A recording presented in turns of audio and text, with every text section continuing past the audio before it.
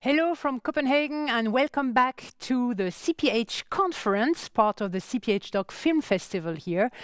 And it is our fourth day. Today is Thursday. And did you know that like last Thursday was Earth Day? And the Thursday before, it was the birthday of our keynote speaker. Happy belated 23rd birthday. Happy Hilda, dear Hilda. And today it seems like Thursdays for future, right? We have to change this. So today, Thursday, 29th of April, is Rebellion Climate here at the CPH conference. And to be honest, as we were curating the program, we wanted actually to start with climate because it is so important. It is the planet, it is nature, it is where we come from, it is where we're living. But everything is equally important. And we had started with rebuild economy, rebuild democracy, redistribute economy. We had representation power yesterday, and now is rebellion climate. Everything is equally important for our society and for the documentary sphere also. This is why. And also everything is intertwined. So there is no priority. Everything is a priority. And especially here today, because raising awareness about climate, we know about it. It's time to take action. And this is what we want to do with you today, and to see if we need a shift in the kinds of ecological stories. We want to see how the filmmakers are leading the fight for a global new Green Deal, or how can the calls for action be more effective or reach a bigger scale, and what action must be taken also from our side. I mean, as filmmakers, as documentary filmmakers, to make it a little bit better. So today we have great experts again, like I said before, Uganda's Fridays for Future, Hilva Flavia Nakabuye. We have some experts from Creative Europe Media, policy officers about the Green New Deal. We have Rome's Film Festival Director, Lucia Melazzotto. We have Fatima Ibrahim, co-executive director of the Green New Deal in the UK. We have the Guardian's head for video, Charlie Phillips. We have Fee Hambo, who did 70-30 here. Wow, so stay tuned, and we're going to there. But for now, let's check in and check up.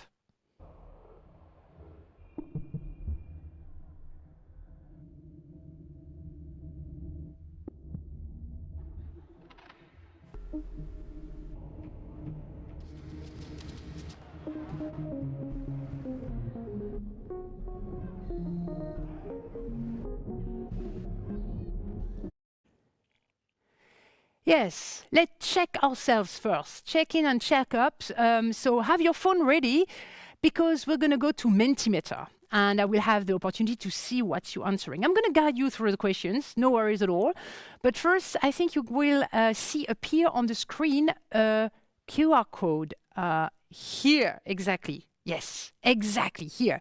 In case you don't have the QR code for your, every camera takes it and scans it immediately and brings you there. If not, you can go to menti.com, somewhere here, or you can use the code which is appearing also on your screen, which must be 8048408 and 36. So check it out. And I leave you maybe 20 seconds to get there. We said we had no time to lose, so we need to go on action. Are you ready to go? Ready to check yourselves? Because there is no time? Okay, so now let me lead you through the questions. We will start with a multiple choice question, and I think we have a great tech department which is going to show your results immediately after. So, do you see the first question? Hey, what do you do?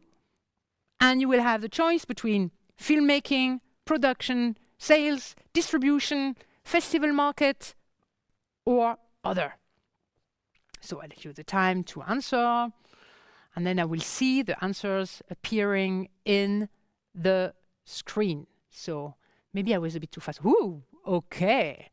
I see. So we have a lot of festival market people. A majority. Okay. Maybe I should wait a couple of seconds. Like, filmmakers are getting a little bit higher. 25% filmmakers. Yeah, 15% in production. Okay, good.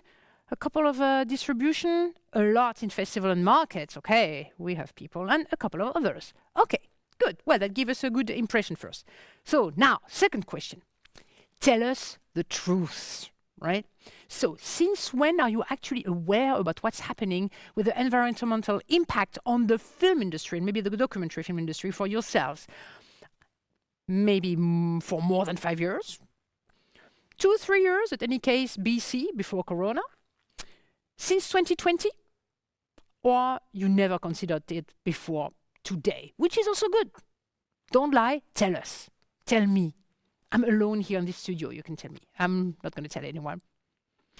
So how does it look like?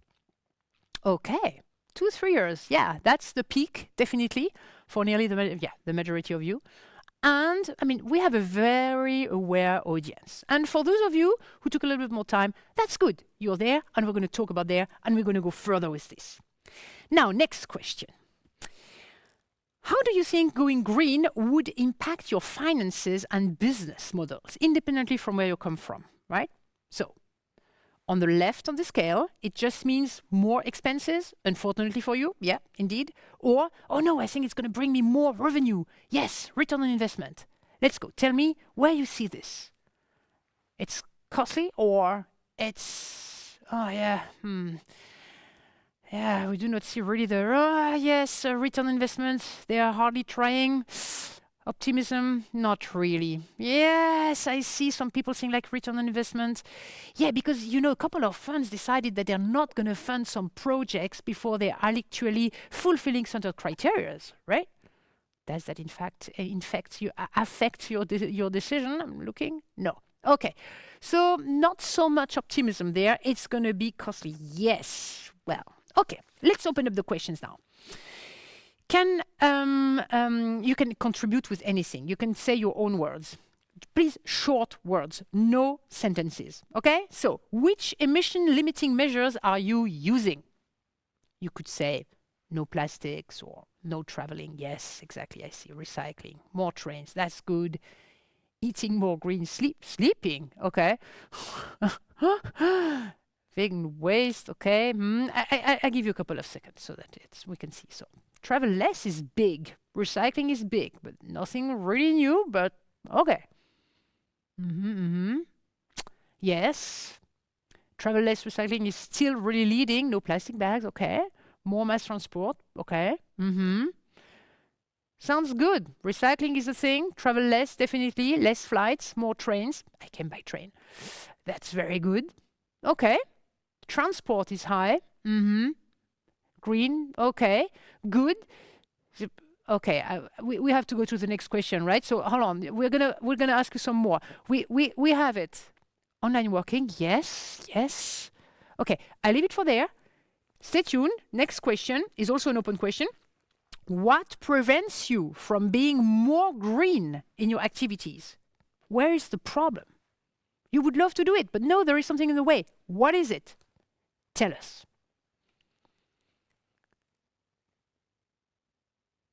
More trains cannot be. Oh, there are not enough trains, probably. Okay. Less flights. Okay. Less flights is in your way. Okay. Actually, that should help so that you fly less. Convenience. Old habits, yes, old habits, definitely. No money, gardening. Laziness. Yes, I think that laziness and don't know where to start and habits and etc. That's really something which is in the way. Well, that's good because we're going to give you some hints to where to start here in this conference. Now, next question is again multiple choice. Actually, yes, a close question. So, have you ever worked with an eco consultant, a film eco consultant? Yes, of course. No, but I'm considering it. I never thought of this. Okay, well, you can start now. And this will finish to ruin you, probably. So, okay. Yes, of course, is really not the majority. There is some fear that it's going to cost something, but yes, you're considering it, and you never thought of this. This is great. Oh, okay. I see suddenly. Are you? Yes. Okay. I give you in a couple of seconds. Yeah. Are you ready? Make your choice. 3, 2, 1, 0. You never thought of this? Great. Now you have the idea. You can research and check it out. And last question. How long would it take you to turn your business green? What do you think? Something like on the left of the scale, I can do it within a year. Or on the right of your scale, probably maybe 10 years. I don't even know if we ever make it. That's the scale. So somewhere in between would be 5 years.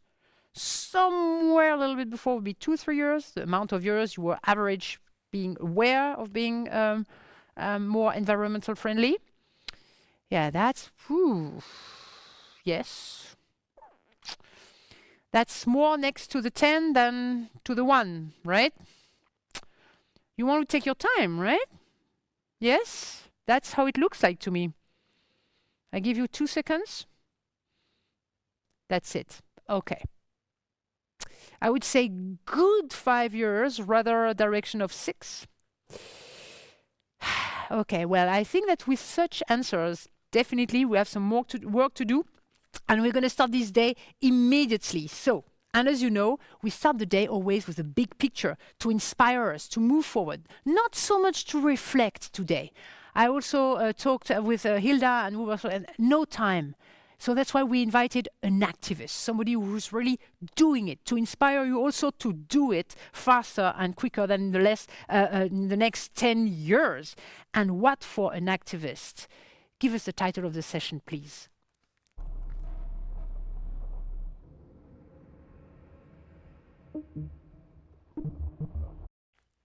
It's a great honor to have Ugandan climate and environmental rights activists, founders of Friday for Future Uganda, East Africa's largest youth movement, by the way, Hilda Flavia Nakabuye. She's also advocating for greater gender equality and racial diversity in the climate change movement, which is actually bridging our last day to this day, which is very important with diversity.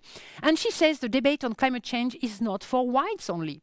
Absolutely, good point. And she's also bridging a lot of things, because Hilda is also a protagonist of Their Future Children, screening here at the CPH Docs Film Festival this year. And she will be joined later, after her keynote, by the director of the film, Franz Berm. So good to see that young climate strikers see the power of speaking up, speaking out, sharing stories, changing the narrative and inspiring us. Let's have a look at the trailer to get into the mood before Flavia takes over. Hilda takes over. Thank you.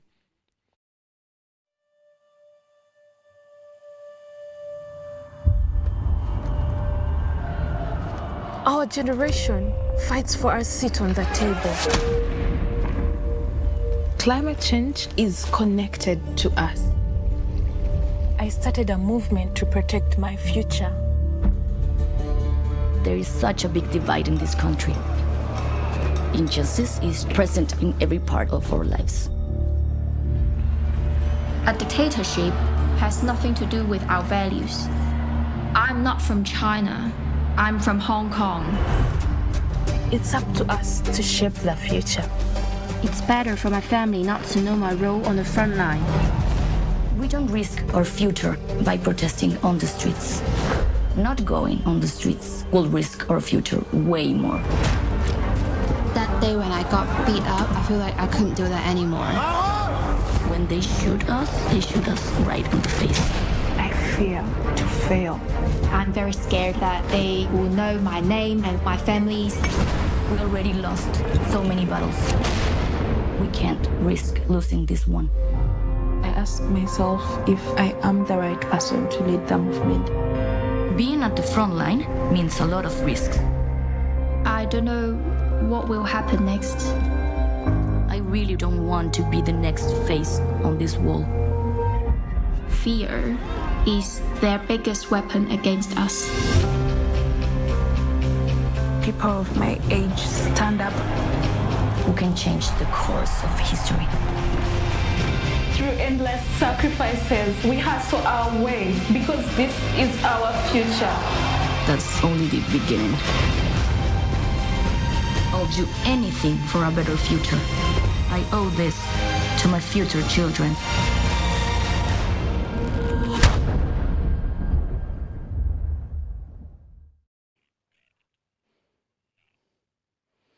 So I just hear that we have some problems to connect with Hilda right now.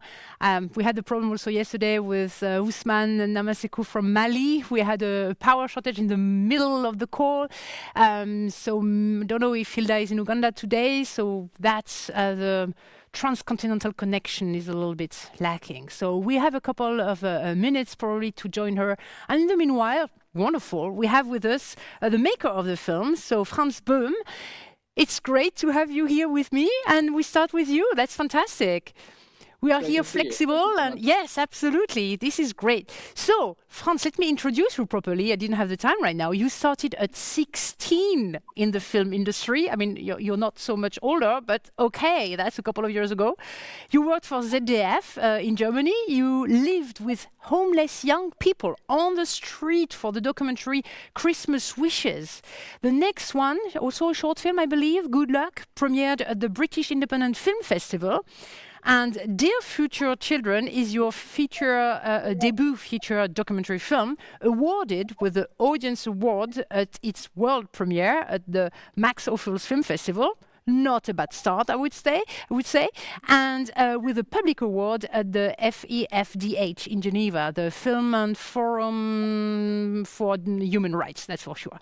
So, fantastic, and congratulations. That's really a great start into the world with this fresh voice. I'm really enthused. And here is your international premiere, right? That's true. And thank you so much for the very kind introduction. We are so pleased and thrilled to be part of this year's CPH Doc selection. And it's just a great pleasure to be here. We are also extremely happy. So tell me a little bit, are you a climate activist yourself? That's so interesting. We hear this question quite often. And I think the bigger question really is filmmaking itself also about these three young activists considered as modern activism? And I'm speaking about this a lot, with different friends and also fellow filmmakers. And I personally don't think that this is activism. I mean, making this film is our job. And we found people at a very early stage and surrounded ourselves with filmmakers who are really trying everything to give a platform to these young activists, to important stories. But that's our job as filmmakers. That's a sort of a new movement that we are trying to form. But I don't think that this necessarily means that we are activists in that sense. I think we are filmmakers and storytellers, and we're just trying to do this in the best way and the most compelling way possible. Okay, but you choose your subjects, you choose your protagonists, and you choose to give them a stage or a screen, so to speak, in the moment you do the film. So tell me more, how did you choose your three protagonists? I think we wanted to have three very individual, very different activists. We wanted to have three activists who are fighting for individual causes, who are working independent from each other, who are all quite young and who are living in different continents. We wanted to learn more about what connects us as a young generation and how does modern activism looks like, and also what kind of impact does modern activism has on the lives of these young people, which I think is just a very, very, interesting question, interesting thing to see. Right. I mean, it's an interesting question. I mean, we could go on really long with that question of like, what sort of filmmaking are you doing? Are you yourself an activist and you're not an activist? We had on a different topic we had yesterday on the Representation Power Day, we had something about the outside and inside gaze, which was more referring to, well, a lot of, exotization and racism issues and etc. But it's still also a question of like, are you inside, are you outside? So, okay, I take on that, but you're still interested pretty much in the advancements of the new Green Deal in this world. I was reading a couple of things about you, and I think it's on your website.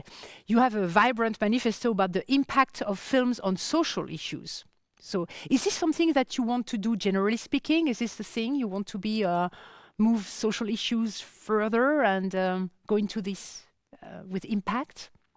Together with a circle of many, many talented international people, we created a 10-year plan where we would like to address certain humanitarian and social issues.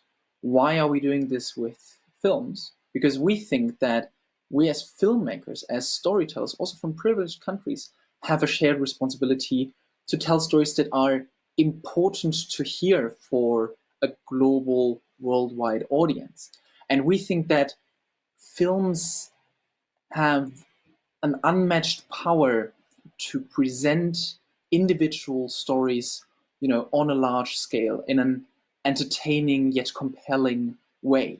It's an unique possibility for the audience to learn more about a culture maybe they never hear from. And that's, I think, is our approach to modern filmmaking. And that's also ultimately, as you just said, why we think that certainly films can have a great impact on a whole variety of topics, including, obviously, social issues. Mm-hmm. So when you are working in Uganda, in Hong Kong, and etc., are you working also with local teams, or how do you do that? How do you organize yourself? We collaborated very, very closely with local filmmakers in Hong Kong, in Chile, and Uganda. It's a film made by filmmakers from 17 different countries. And they didn't work for us. We collaborated with them.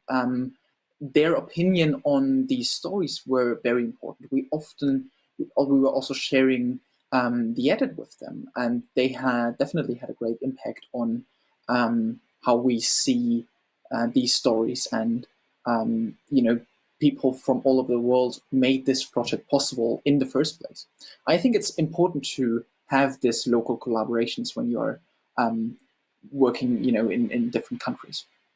Yeah, I would not say it's only important, I would say it is essential. Otherwise, there is also the danger to be there as the privileged person going into countries you want to help and you want to refer to, probably. So I think it's great that you are collaborating with local teams and etc. Talking about the making of the film, we want also to explore today, you maybe saw the session before with check-in and check-up and what are you doing yourself as a filmmaker, and are you yourself doing green filming, so to speak? Are you filming green? Are you taking care of how you do the shooting and etc.? What sort of measures did you take yourself? We have a whole catalog of measures that people can also see on our website, I think, where we are presenting our strategy, our approach for filmmaking that is, sustainable in a long way also. We obviously had very limited resources, a very limited budget, but we tried everything to make this project as you just mentioned, as green as possible. That included, for example, because we had to fly to these different locations, but we paid this kind of fee that you can pay. We had a whole catalog of measures when it came to the post-production, which happened mostly in Europe. And we are exploring these kind of measures also for future projects and also for other projects. Let me also say that we had to deal with quite a lot of interference from from other groups who are trying to stop the project in a way. And we're also sharing knowledge and tools to stop that with fellow filmmakers. And we're often speaking, at different conferences with people to really explore how we can present the values that we would like to see in other films, in our films as well. Did I have a sort of acoustic problem? Did I understand that you had some resistance to do this project? Some people trying to stop your project? Did I understand that right? Yes, that's true. We had a few people who were not quite happy that we are showing a Hong Kong activist, and therefore an activist who is, obviously criticizing the Chinese government also in a way. So we had a whole variety of attempts to stop our project or to endanger our project. We had hacking attacks on our bank account, on our servers. We had multiple threats. It's something that we explored during this project. It was a very unique experience. And I think it's just our responsibility. It's very important for us to prepare ourselves for future projects, but also, again, to share that knowledge with fellow filmmakers who are maybe going similar paths. It's very interesting for me because 2 days ago, 3 days ago, I had the opportunity to interview Ai Weiwei on the future of political documentary filmmaking, and now I have you, so fresh and so young into, on the other side of the scale of the experience, so to speak. And Ai Weiwei was not really super optimistic. He was seeing some dark sides about the future of the political filmmaking, and after the interview we had with Ted Hope, also it was feeling like streamers, the power, which is the place of the independent ones with very specific voices. I would love to see how you see this, you being at the beginning of your career, and you start really nicely, right? So how you see this? What is your vision about this? What do you want to move there on political filmmaking? I totally understand that people like Ai Weiwei are not that optimistic about that. I also wouldn't say that I'm optimistic or hopeful about this situation. Let me be completely honest here. And the kinds of threats that we received during this project, it was challenging to keep a clear head and to stay concentrated. And we had a collaboration with a US university to kind of counter that and to protect our project, but that was hell of a work. So I don't want to spread any wrong optimism here. I think the only way how we can turn this around, if that's something we would like to do, my team and I certainly want to, is that we underscore the importance also of in-person screenings, the importance of having a worldwide global community who cares deeply about the issues that we are speaking about in the film, and to make these films as accessible as anyhow possible. If streaming services are unhappy with this, we need to find alternatives. If that includes many, cinema tours and having in-person screenings in different town halls with different institutions, then fine, I'm more than happy to do that. I think it's important to understand we as a generation, also we as a film team, we want to tell these stories. And if there are no opportunities presented to us, we will just go and get them, because that won't stop people like, us who are trying to resist all these hatred for such a long time. We will find an alternative way. And if there is no alternative way, we'll make one. We can't always be stopped by fear, I would say, because that's ultimately what it's all about. People, like the people who are sending us death threats, are just trying to create fear, and we can't let them succeed with that. We can't let them go away with that. And that includes, to counter that also includes having a kind of a courage without compromises. That sounds good. I think there is also a sort of a power coming together when you do also things collectively. Tomorrow, the day 5 is dedicated to collective work and initiatives and companies who are using the crowd as a power also. And are you also working collectively maybe with other filmmakers which have the same kind of vision on social impact? Absolutely. I mean, that's obviously the key for future filmmaking, also for future successful filmmaking, is I think to have a strong support network around you, to share knowledge with other filmmakers. That's something we do on a daily basis. I spoke to other filmmakers this morning, and we shared our experiences, especially with this hatred coming, especially from China, if I'm allowed to say that. And it's important that we learn from each other and that we strengthen each other, that we support each other. I think that's one of the only ways on how to continue from here. You said also referring to your website again, because it's striking me. You said, so after this vibrant manifesto I was talking about before, about the impact of film on social issues. So you said the power of film is still underrated. Do you really think we don't get the what we can do with film? And I'm thinking about what we had on the first day on Rebel Democracy. We had invited Jeff Orlovsky of The Social Dilemma. And you know that their production company, Exposure Lab, is also doing like action pages and etc. So I was also asking him, like, do you think the film is not enough? And you have to do an action page to do the impact. So what do you mean with the power of film is still underrated? Yeah. First of all, let me clearly say that this is not meant as criticism for any fellow filmmakers. That is only that I believe that many people also outside the industry still don't understand how powerful films can be. I experienced that in my own life, and I think that's something that we can show way more often. I'm speaking about involving more NGOs and more democracy institutions when it comes to the distribution of the films. I think I clearly see the future of also documentary filmmaking in, again, in-person screenings where you're able to give the film the platform it deserves, and where you're able to reach out to the audience, to speak with the audience. We need to, we need to be present for the audience, and filmmaking should really become a very, very, wonderful experience. And I'm not only speaking about completely fictional films. I'm also speaking about films that address certain humanitarian issues. Mm-hmm.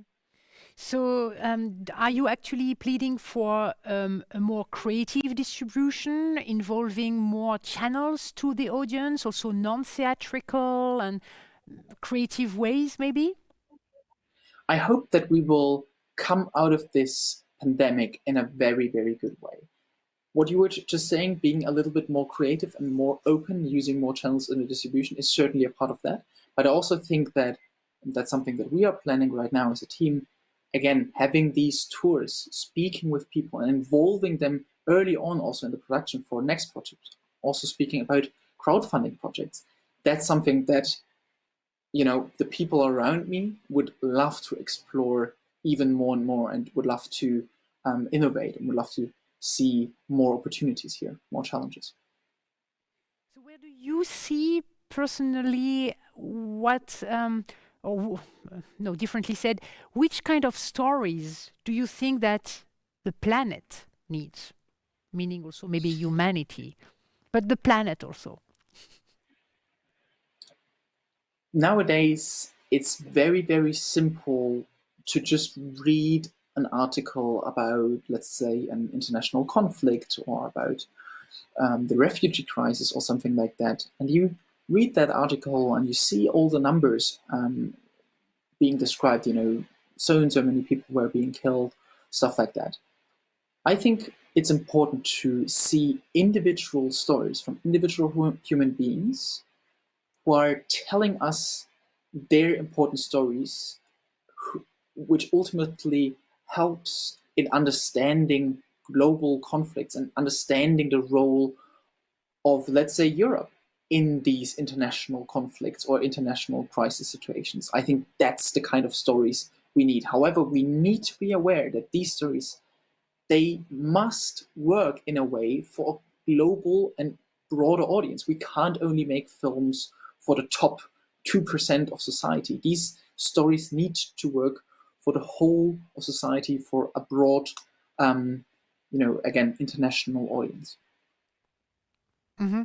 It reminds me of what Usman Azamasuke was saying yesterday about The Last Shelter. It is a wonderful poetic film, really shot with fantastic cinematography, and every picture is saying about the melancholy of kids who have been going abroad and leaving their families to be able to nourish them, basically sending them money and leaving their countries from Mali. And it is about family stories. And he was saying exactly the same thing that you are saying right now: the individual, the family, the small scope is giving us an incredible view on questions and questioning the whole things around why are they leaving, where is the responsibility there. And this is really, yes, so this is resonating to me. And for those of you who would like to see this, it will be online on demand. Seeing again, it's a fantastic panel with yesterday. Hold on, I had still a question for you. I think we still have a couple of minutes because I still hearing that Hilda is not with us. This is really unfortunate, but I'm very glad to have the conversation with you, Franz. It's really great. I wanted maybe the last point that you've just made. Yes. One moment here that I think that's exactly what I was speaking about.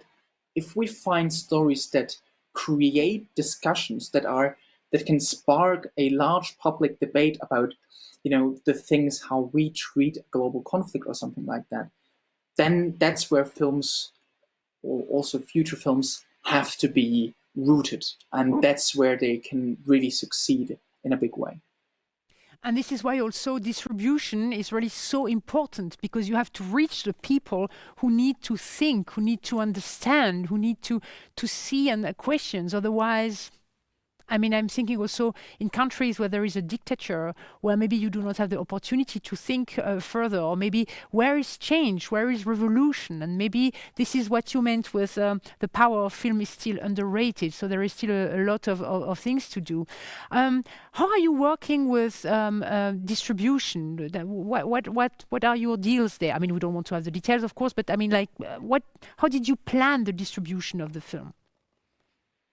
I think, first of all, let me speak about the distribution in Germany, which is, I think, for us the most important country, just because that's where ultimately the project is based. We have a planned theatrical release in October, and before that we'll have numerous special screenings, event screenings, open-air screenings, always in connection with an ongoing Q&A.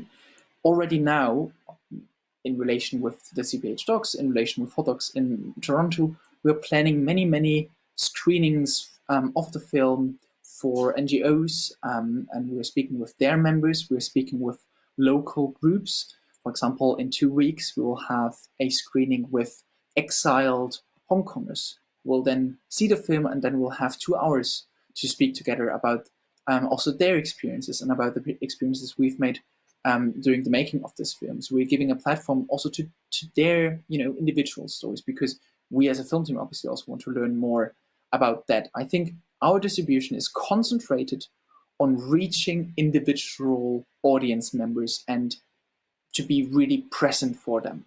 And then also we are collaborating with our amazing sales agent called Magnet Film, who are really trying to find ways when it comes to a global distribution. So maybe a question I could have been asking at the very beginning, but I think I wanted to have it at the end, or rather at the end of the conversation. Like, why did you do this film? Actually, this film, Their Future Children, and with these protagonists. What was your most intimate reason and motivation to do that? That was because of several reasons, I would say. So first of all, there was a lot of misunderstanding and a lot of misinformation about young modern activism when we first started the project. Everyone was speaking about activists, everyone had an opinion on that, but nobody was really almost nobody was really listening to them and really giving a platform to their individual stories and their individual voices. That's something that I just wanted to fill that gap, and I didn't want any big TV studio to do that, but I wanted to create a small very young, very international team which is working very, very hands-on to do that. And that's ultimately what we did. And again, I think that's shared by our team. We are just so fascinated by young activism. We just wanted to learn more about it. We wanted to learn why people in Hong Kong are going into the streets to resist against such a great opponent. Where is that motivation coming from? How are they doing that? Same with Chile, same with Uganda. In Chile, for example, it's very dangerous to be at the front line of these protests. What motivates people to be there? What kind of backgrounds do they have? We just really wanted to learn more about that. We wanted to listen to them. Mm-hmm. You say you have a very international team. What is the composition of your team? I mean, first of all, we have a very hardworking international team. Especially when we opened up the crowdfunding campaign, everyone from all over the world was allowed or able to just say hello, and we almost always figured a way out on how they could join us. We, again, as I mentioned before, collaborated very, very closely with the local filmmakers we had in each of these 3 places. And again, people who I think were able to contribute to the project joined in very, very early. We had our amazing editor, Daniela Shamura, joining very, very early to do her very important work. And I think all the people in our team don't see themselves as, just a service provider for, let's say, the color grading or something like that. They all see themselves as a very important part of the project, which they absolutely are. Okay, I see we just have 1 minute left, and I'm so sorry that we didn't manage to get Hilda, but it gave me a great opportunity to talk to you. So for my last question, what is your next project? Our next project tells the story of a very, very brave journalist, and unfortunately I'm not allowed to say more, but it will be true story-based fictional feature-length film.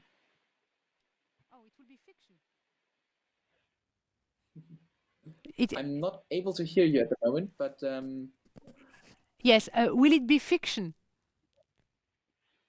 It will be fiction, but heavily true story-based, yeah. Oh, that's fantastic. Well, I don't know, Franz, did you have the opportunity to have a look at the first day about rebuilt democracy? There are a couple of things about investigative journalism and etc. documentary filmmaking. I hope you enjoy the program at any case. And I wish you all the best for your next project. I won't tell anyone anyway. You have a great way in front of you, a great road opening up. Drive it, do it, bring the impact you're talking about on your website in real life. It was very inspiring, certainly for other young filmmakers. And thank you very much. And good luck with the film at any case, and good success to you. And we're going to move on. Today is really like quite something here. I'm losing the drive. No, okay, so we need to check ourselves, we said. And the next format will be about the Green New Deal. And we will have the opportunity to see for ourselves how to decarbonize our own industry. Because Europe is calling on creatives to shape a new vision for a fair and a green continent. So we will have also in our guests people able to tell us, policy officers of Creative Europe, able to tell us also what is in this, what is the responsibility of the cultural sector. We have to ask ourselves, what can institutions, companies, initiatives do to drive change? And in the next panel, I will let my wonderful colleague, Catherine Schroeter, take over, and she will present you her guests. And Catherine is a former marketing and business development at the applied science at the Fraunhofer Gesellschaft in Berlin, before she joined G2C, Journey to Creation, in 2020, and Catherine is going to lead this conversation. Catherine, I hand over to you. Thank you so much. Thank you so much, AC. for introducing that. I am also very touched by the last presentation we saw, and just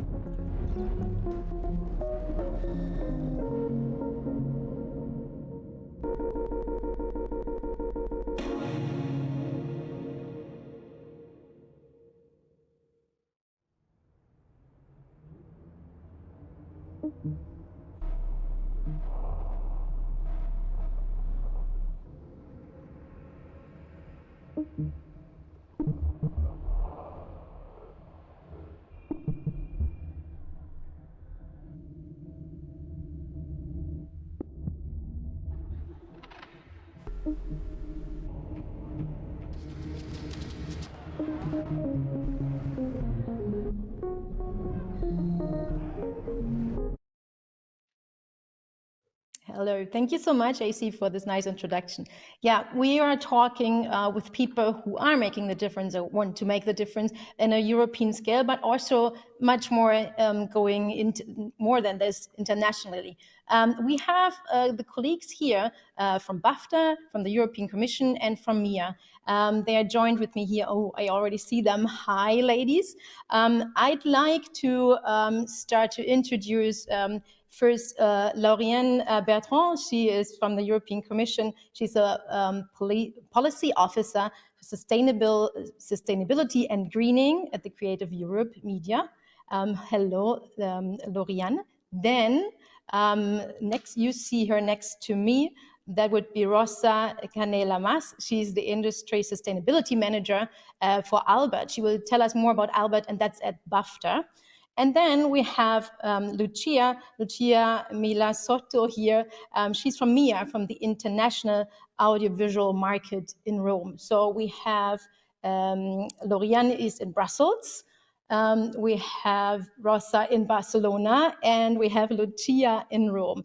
And as we are talking about what can be done from a company level, from an institutional level, but also we talk about best practices. I would start with the programs, and then we go into best practice. That's why I would like to start with Lauriane. Lauriane, please give us an introduction onto your work. The stage is yours.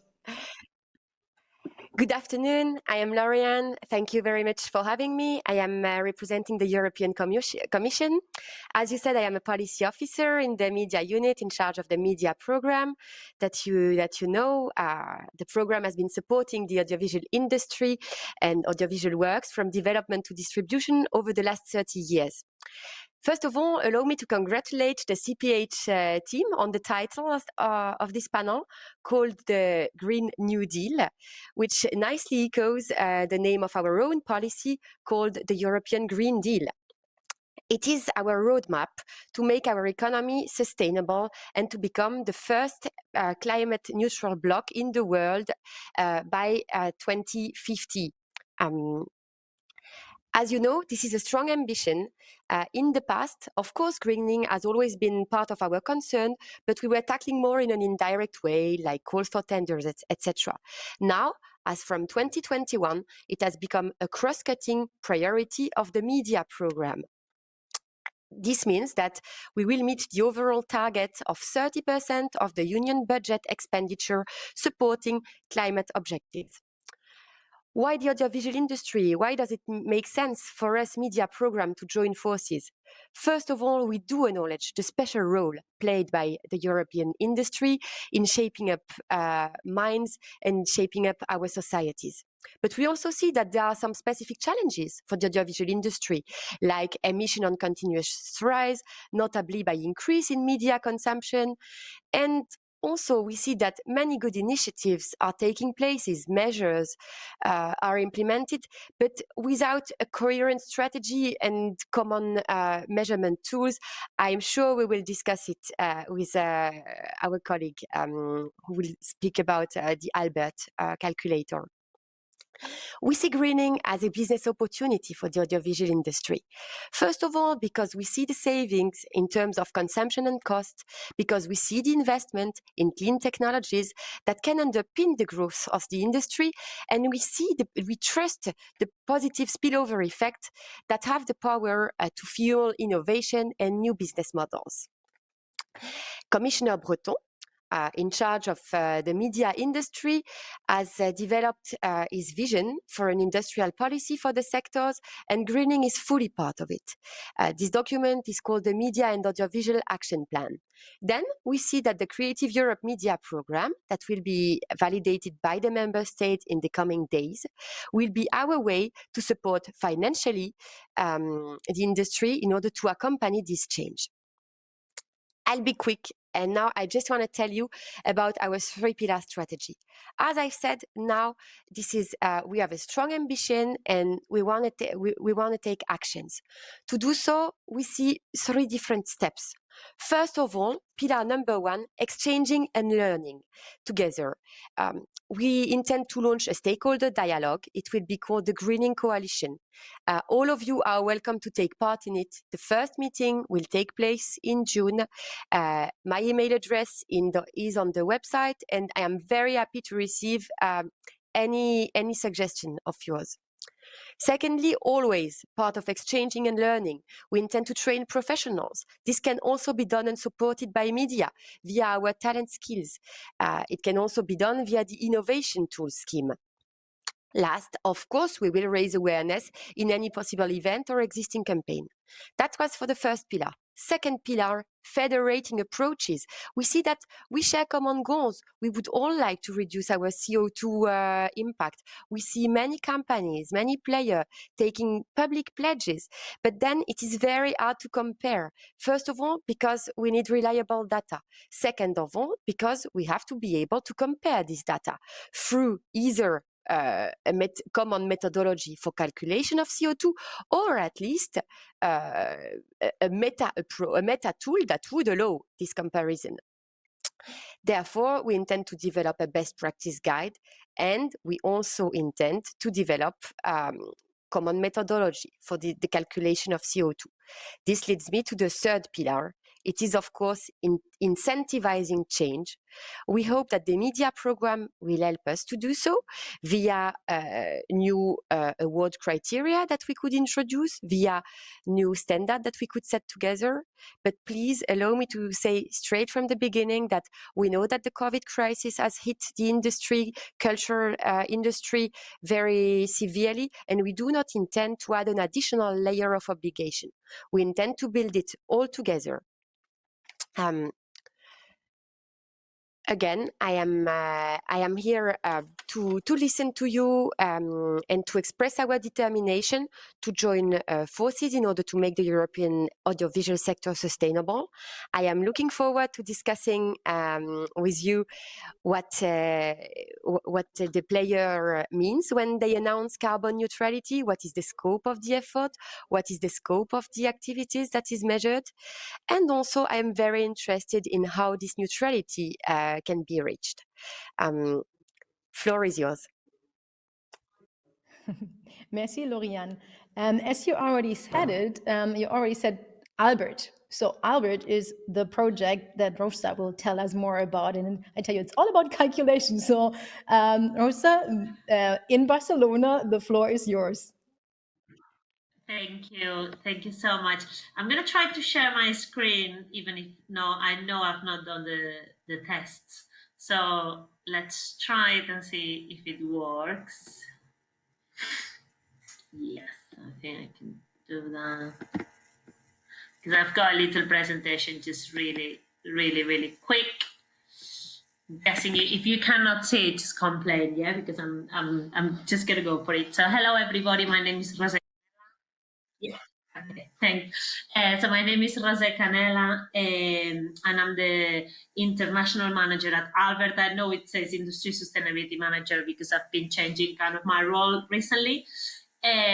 So what is Albert? Yeah, I've been in Albert for the past 5 years. So Albert has changed a lot in the past 5 years, has grown a lot. Yeah. So Albert, as it says on the screen, so it's leading the environmental sustainability in the screen industries, both in the UK and internationally. So we started in the UK. We are based in the UK, but then we saw all the increasing interest internationally. So we started sharing our methodologies, our calculators, and our tools and assets, that we call it. So as I mentioned, we operate in the UK. However, we are helping all the international community to get on board. So the project is a completely altruist project. So everything is funded by the main players in the industry. So we always say we are a project from the industry to the industry. And thanks to all these funds that the industry is giving us, so we can create materials, trainings, tools that can help the whole of the industry. Yeah, we have two goals. That one is to inspire, and it's quite similar to what we've been hearing this afternoon. So one is to inspire. So we want to empower the industry to create content that supports a vision for a sustainable future. So let's talk about sustainability on a screen, but let's not talk about sustainability on a screen only on a documentary about the environment. No, let's introduce it on all the content that we make, like the content what you're going to see people, the content where you're going to catch people that they're not going to watch the documentary about sustainability. Yeah. And our other goal is to restore. So we want to enable the industry to make a positive contribution, however, while actively eliminating the waste and carbon emissions from the production. So eliminate our impact and obviously start restoring and making a positive contribution. So just for you to understand the scale of the project, I put here our consortium members from the UK. So these are the companies that they're funding the whole project, so that they're funding the famous carbon calculator and all the assets that we have that then we can provide for free to a smaller production company. So we can't forget that we need everybody to get involved into this change. We can't leave it just with the big companies, or we can't leave it only with the small companies. We are all on this together. So we started making some international partnerships as well. So now we're operating. So we started in the UK. However, now we're operating in different countries thanks to all those partners on the screen. So now we have a deal with ITV, the whole of their own production companies around the world, with Fremantle exactly the same. They were the first ones to do it as a global group. Then we have a partnership with Real Green, which is an organization in Canada as well, with NTR and the rest of public broadcasters in the Netherlands, with an organization called Screen Greening in Ireland that is made out of different stakeholders as well, like RTE, which is the public broadcaster, or TG4, or Virgin Media. A really small organization, but really helpful, that is called Greener Screen in Dubai, and with the public broadcaster in Norway and NRK. So thanks to all those partners that I'm putting on screen, that's where we can create all the assets. Yeah, so we have the two goals: to eliminate our impact and to inspire in terms of content editorially. So what we're doing as a project for the last 10 years, because we've been in existence for the last 10 years. So thanks to all the data that we collect through our calculator, through our training, through all the conversations that we have with partners and other stakeholders. So what we do is we create solutions for them. So we have created the carbon calculator, we have created different projects, which I'm not going to go through all of them because I know it's people is interested on the discussion, but just for you to understand, we have our Albert toolkit, which I'll mention it because I'm sure it's going to come up in the discussion, where we build a carbon calculator. Actually, I built myself the carbon calculator during the lockdown, so it was a really interesting lockdown experience. So now this toolkit is international, so we hold carbon factors for 308 countries and states on electricity generation. We have a carbon action plan, which is a certification process in order to get a certificate on sustainable production of carbon neutral, obviously company reports, tips and tricks, and translation. So the tool, it's being translated to 10 languages for now. And with all these funds and all this support that we get from the industry, we've been creating different things that we think that it's needed in order to get to net zero. So we have free training as well for the industry weekly, now that is online. We have free training in terms of sustainable production, but also for editorial teams, commissioners, writers, etc. We have different campaigns. So the last one was a Green Rider campaign, which we help talent to request sustainability measures on set as well, are kind of using their power as well. We have created a project where we help all production companies, studios, post-productions, houses to get renewable energy together within the UK. So again, facilitating their route to net zero. Screen New Deal, which probably I think is going to be mentioned today. So we looked more into the film industry. So we tend to work more with the TV industry, but we did a big study into the film industry. Supplies to zero as well, working with our sports community on the consortium as well to understand like how can we address the scope 3 emissions of the sports productions, and then a creative offset scheme where we offset all together as an industry. So again, it brings the price down to us and it facilitates the access to everybody in the industry. And that's it from me. I just think I'm just really looking forward to jump into the discussion and I'll get any questions. When you stop sharing your screen, then we can see you again. Yes, I did stop sharing. Yeah, I did. Maybe it's just a bit of delay. But I'm pretty sure like we can already continue. And although I don't see you, but I'm pretty sure we can all hear you. Lucia, you should be there. Let's continue because now we have that. Perfect. Now it's coming here. So your case, and this is I would say a best case scenario or a benchmark.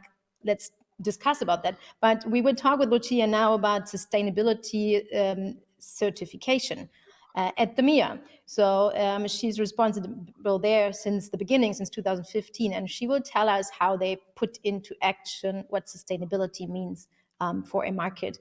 Lucia, the floor is yours. Okay, thank you.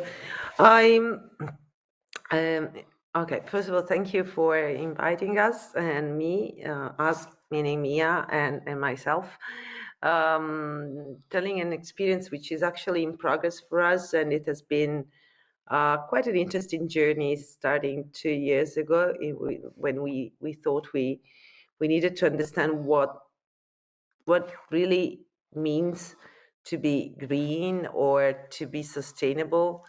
And when you start, you need definitions, and I have a presentation that I may ask you to share if possible. And okay, this is Mia, exactly, a sustainable experience. And if we can go on the next slide, we, as I said, we started with a definition, which was trying to have a starting point to define what a green event means, or is it sufficient, I don't know, to throw away all the plastic glasses we have, or okay, have as a gadget a bottle and saying, okay, use the bottle, or is it a more profound change and a more profound transformational journey for, of course, an event, which means quite a large community. It means the people working for the event. It means the people attending the event, and therefore is a legacy. And you start considering that this transformational journey makes sense. Otherwise, maybe your main mission is something else, like doing business and supporting other people doing the business for the best and improving their international relations.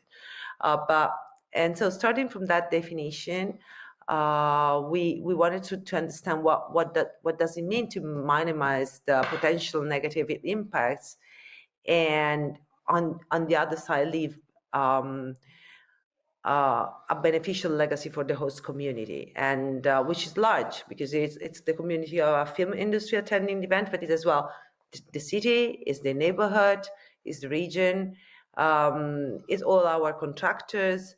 So it's quite a large community. And so we searched a way, and we involved a partner. So we can go on this last slide. Thank you. And in order to get to a result, okay, the last year result was what you're reading. So we had quite a number of participants, even though it was in the peak of the pandemic. We had like 2 weeks windows between two lockdowns, We had a hybrid market. We improved. I mean, we implemented our platform, and anyway, we had quite a large participation and very enthusiastic and very courageous. Several participants flew into Rome, and we were all together in of course having COVID tests but we had a very, very safe market. Still, we had a very safe market and also a very sustainable one, and we are considering sustainability from 3 points of view, which is social, economical, and of course environmental. So, and that's why we think and we believe it's important to consider the beneficial aspects of what happens around your community within the film industry and with all the others that somehow get in contact with us. And so if we can move on to the next slide, we may see together that we are, of course, a completely plastic-free event, and we can go on to the next. And then that we have all the basics, let's say, I would say, for a certification, which we actually adapted it to a market event, because it's a wider certification, which is not properly designed for an event.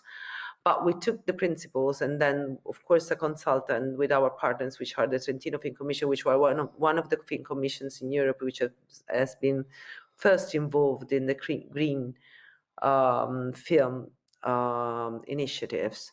And we started putting all the various steps together and giving us 3 years time in order to improve our results over the time.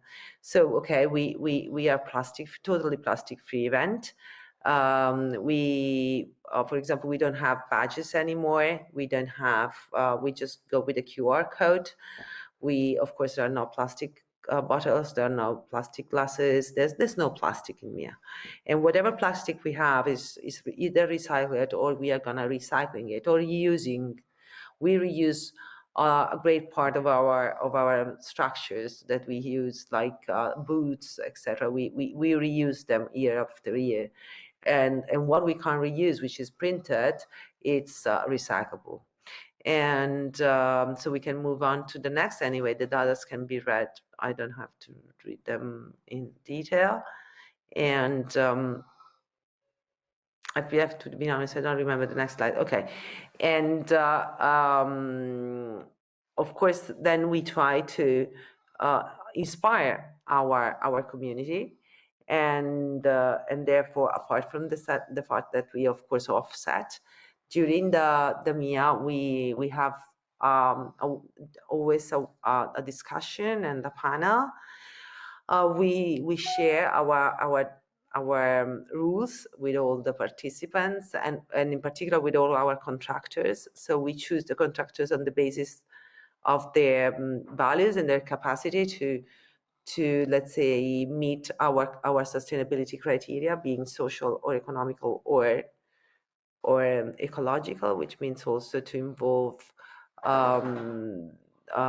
communities and associations in terms of work, which means having 0 kilometers products for the catering, which means involving the convicted associations that can be reintroduced in the work in their jobs. And of course, we have all our rules, both in on-site and online. Can we move on to the next, please? Okay, so finally, we got our ISO 21121 certification, and so we of course, as I said, it has been a journey. So now all our structure and modular joints are reusable, and actually we are going to reuse them. Whatever is not reusable is it's possible to be recycled. So we choose several materials that can be recycled, and of course we offset most of quite a lot of the market. Can we move on to the next, please? Okay, so as I said, we started in 2019, and we started with the Trentino Film Commission. And of course, we are in line with the principles of our certification. If we can move on, I can share our pillars, the pillars of our vision, and then conclude. Okay, what we wanted, is, of course, is to be transparent, which means that everyone involved in MIA in all various ways, being contractors, guests, participants, and whomever is in contact with us for any reason is welcome to understand what our policies are, and of course we tend to share all the possible information about our policies. Of course, one of the pillars of our vision is inclusiveness, which means that we want to meet fully and significantly the needs of our stakeholders. But for stakeholders, we mean quite a large concept, which is not only the proper what everybody, considers a stakeholder, but for us the stakeholders are the institutions who fund us, the sponsors who are involved in the project, the organization of the project, the team, all our contractors, or our participants, or our volunteers. So for us, stakeholders is quite a large meaning in the terms of the certification. And if we can go to the next slide, of course, our important value is this accessibility, meaning not only, of course, the accessibility to the event, but in particular, meaning to be a very inclusive, again, market, and to welcome and to facilitate the access to the market, to the startups, the new ventures, the new talents, and how do we do it? Considering our sustainability policies, and therefore we have very sustainable rates. We, of course, provide food with and for any need in terms of religion or medical or ethical or reason. And of course, MIA is very accessible both online and on site in terms of any disabled. We give support to the disabled. Our other and last value I will share with you is legacy. Of course, we try to not only identify the principles and guidelines and have our manifesto of sustainability, but also to share it, to discuss it, and to involve as many as our stakeholders in the meaning I said before it is. And last, of course, we are inspired by the principles of the Sustainable Development Goals of the United Nations 2030 Agenda. And so, of course, we as for the zero hunger, we donated like 600 kilos of food to the second market in order not to have waste and support the community around us, in particular in these years, in these past 2 years, which has been really complicated for most of Italy. Of course, we tend to provide food which is healthy, an environment which is healthy. Also for the COVID, we had several certifications going on apart from the DPIs in order to keep our guests safe and healthy as much as we can, also from the relaxing point of view, from the mental point of view. And of course, we want for our team and for all we are related to have a growth in their job, and also a very and be satisfied by the job also economically, in order to have a growth within the market. Of course, we have a program, for the innovation, and then you may read the rest in the slide. I don't want to keep you too long. And as far as for the last, let's say the last slide, the other two are very nice, but not content-wise. If we can go on to the next slide or next two slides. Okay, this is, I just said, okay, this one. And not the previous, it's okay, doesn't matter. And as for our ethical, social, and economic objectives, as I said, is inclusion, accessibility. We do prefer, or actually we do choose suppliers who share our ethical, social principles. We enhance the local content, the local products. So as I said, we do have only 0 kilometers products. And of course, we want everyone to be safe and healthy, and this means being in a very COVID. I mean, being in a total COVID-free environment as well, in a very motivating environment, because of course, healthy is quite a wider word. And so, thank you very much. I think it took longer than I was expected to be. Sorry for that, and thank you. But thank you for giving us all the details already, and we can understand the broader scope that you had when it comes to sustainability, that it's not just about green, but as you said, in the social, economic, and environmental scale. Let me address the first question to Rosa and to Lorian, because you both mentioned calculation. And I know about the calculators around the world. Actually, I believe they are all a bit different. Like, how can a production company actually hand in their project and saying, oh, the calculator says we are carbon neutral? Which calculator? Isn't it a bit comparing pears to apples? Or like, how do you come up with those things? Maybe Rosa, you said maybe you first, because you said you had to do the calculator, you developed it in the lockdown. Yeah, it was my nightmare, lockdown and summer.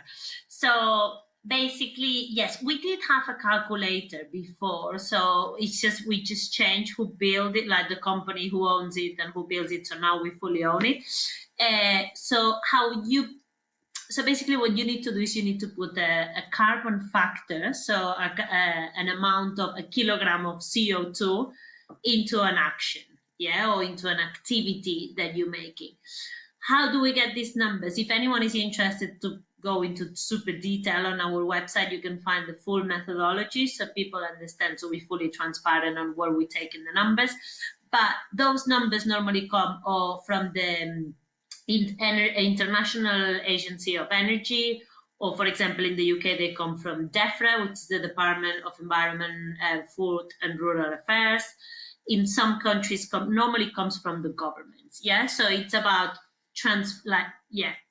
translating, using, for example, 1 liter of diesel on a car with a X size engine.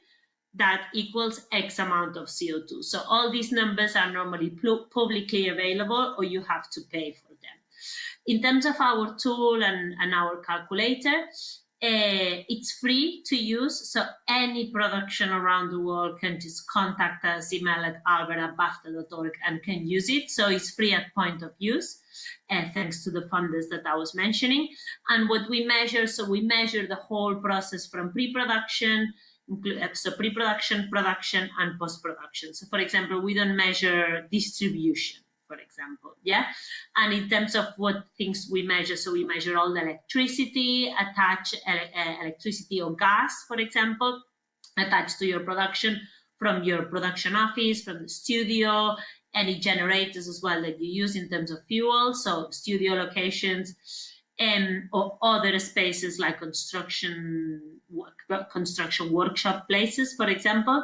We measure all the transport linked to the production as well. We measure the accommodation, the materials used, the waste, and all the energy on post-production.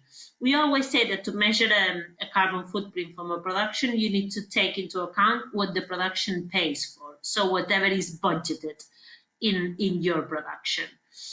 And I think I've answered your question. The distribution is not calculated. Sorry, did you say that the distribution is not calculated? Because when I think of streaming, streaming is a big deal. Like nobody, are you measuring that, or what about that? We're not like it's all around the world now. Everybody is streaming and not going to the cinema. Sorry. So we are not, I think there is a slightly delay, but I can see myself well, so that's quite weird. So yeah, we don't measure distribution for now. One thing that, Caitlin, we need to understand as well here, it's which data is available. So for example, 2 years ago, we weren't measuring the impact of using glass, for example, a glass bottle. Yeah, but now we do because there is data, so I don't create the data. I don't create this carbon factor, this X amount of kilograms of CO2 into the atmosphere. That doesn't come from us. That comes from government, which come from the scientific community.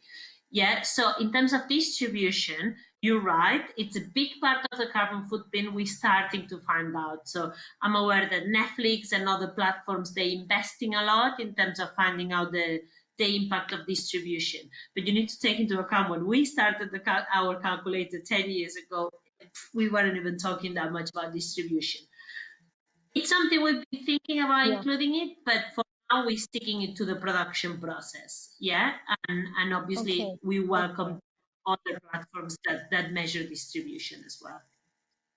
Then I would like to address that to Lauriane, because in your second pillar, Film Green measures and calculate, you said data collection in industrial practices.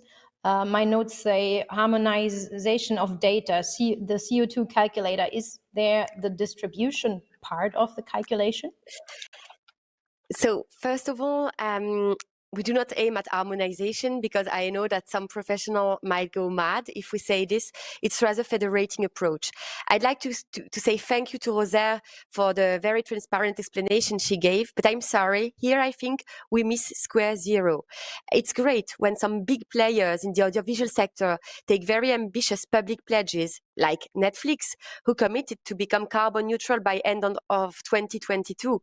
But sorry, I am very concerned by the fact, first of all, what are they measuring? And Netflix does not take streaming into account, while we all know it amounts for a lot of the CO2 that comes out of their activities. And secondly, also, what does it mean to become carbon neutral? It's great to measure. Measure is here to help us.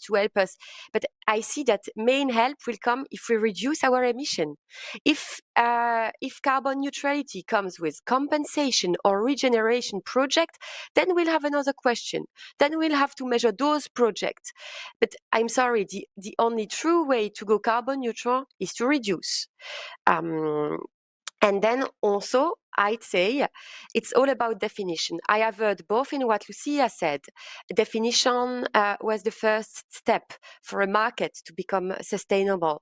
Then also in what Rosaire said, you said among the goal, there is the restoration, but what do we put behind these words? I would be eager to listen from you ladies on this.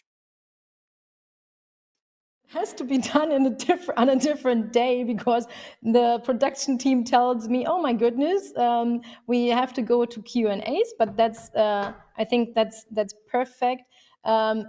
Let's talk about that, but also one question that came in from the audience is, Lauriane, when you say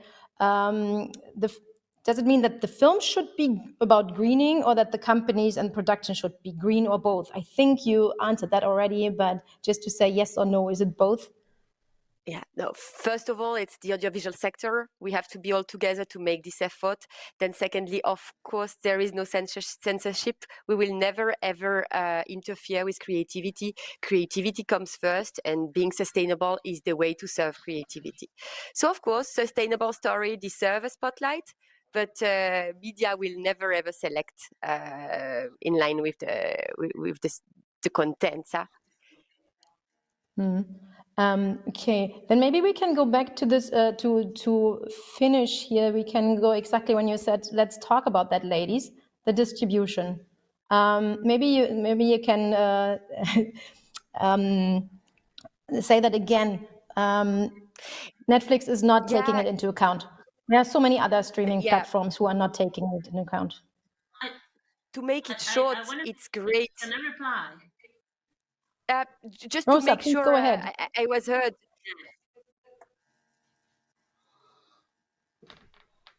Okay, it's Sorry, great to because we begin have a delay. somewhere. I think Rosa Production is can't the hear you. place to begin with, but let's hope that we can also be more inclusive.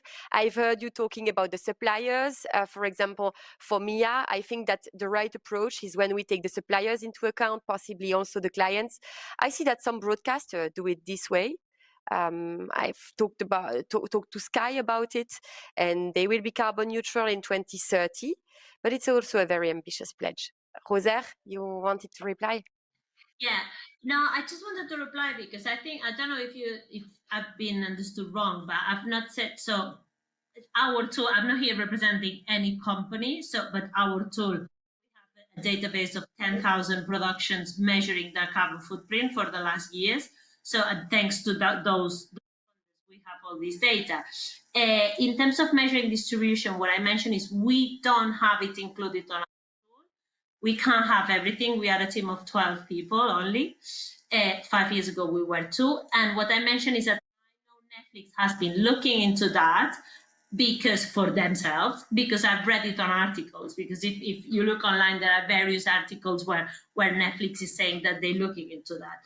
And in terms of getting to net zero and all the pledges, I completely agree that the important thing, we don't want anyone big or small, doesn't matter, getting to net zero by offsetting, but that's why it's really important that they can measure, they can understand the carbon footprint at any production and any size, and then obviously have a certification process, or however you want to do it. We do have a certification process in order to reduce their carbon footprint and then give them the opportunity to offset the rest. Because we had Netflix into the conversation, I have to say that we work quite close to them with UK productions, and I've seen massive reductions in productions, I'm saying, what includes pre-production, production, and post-production.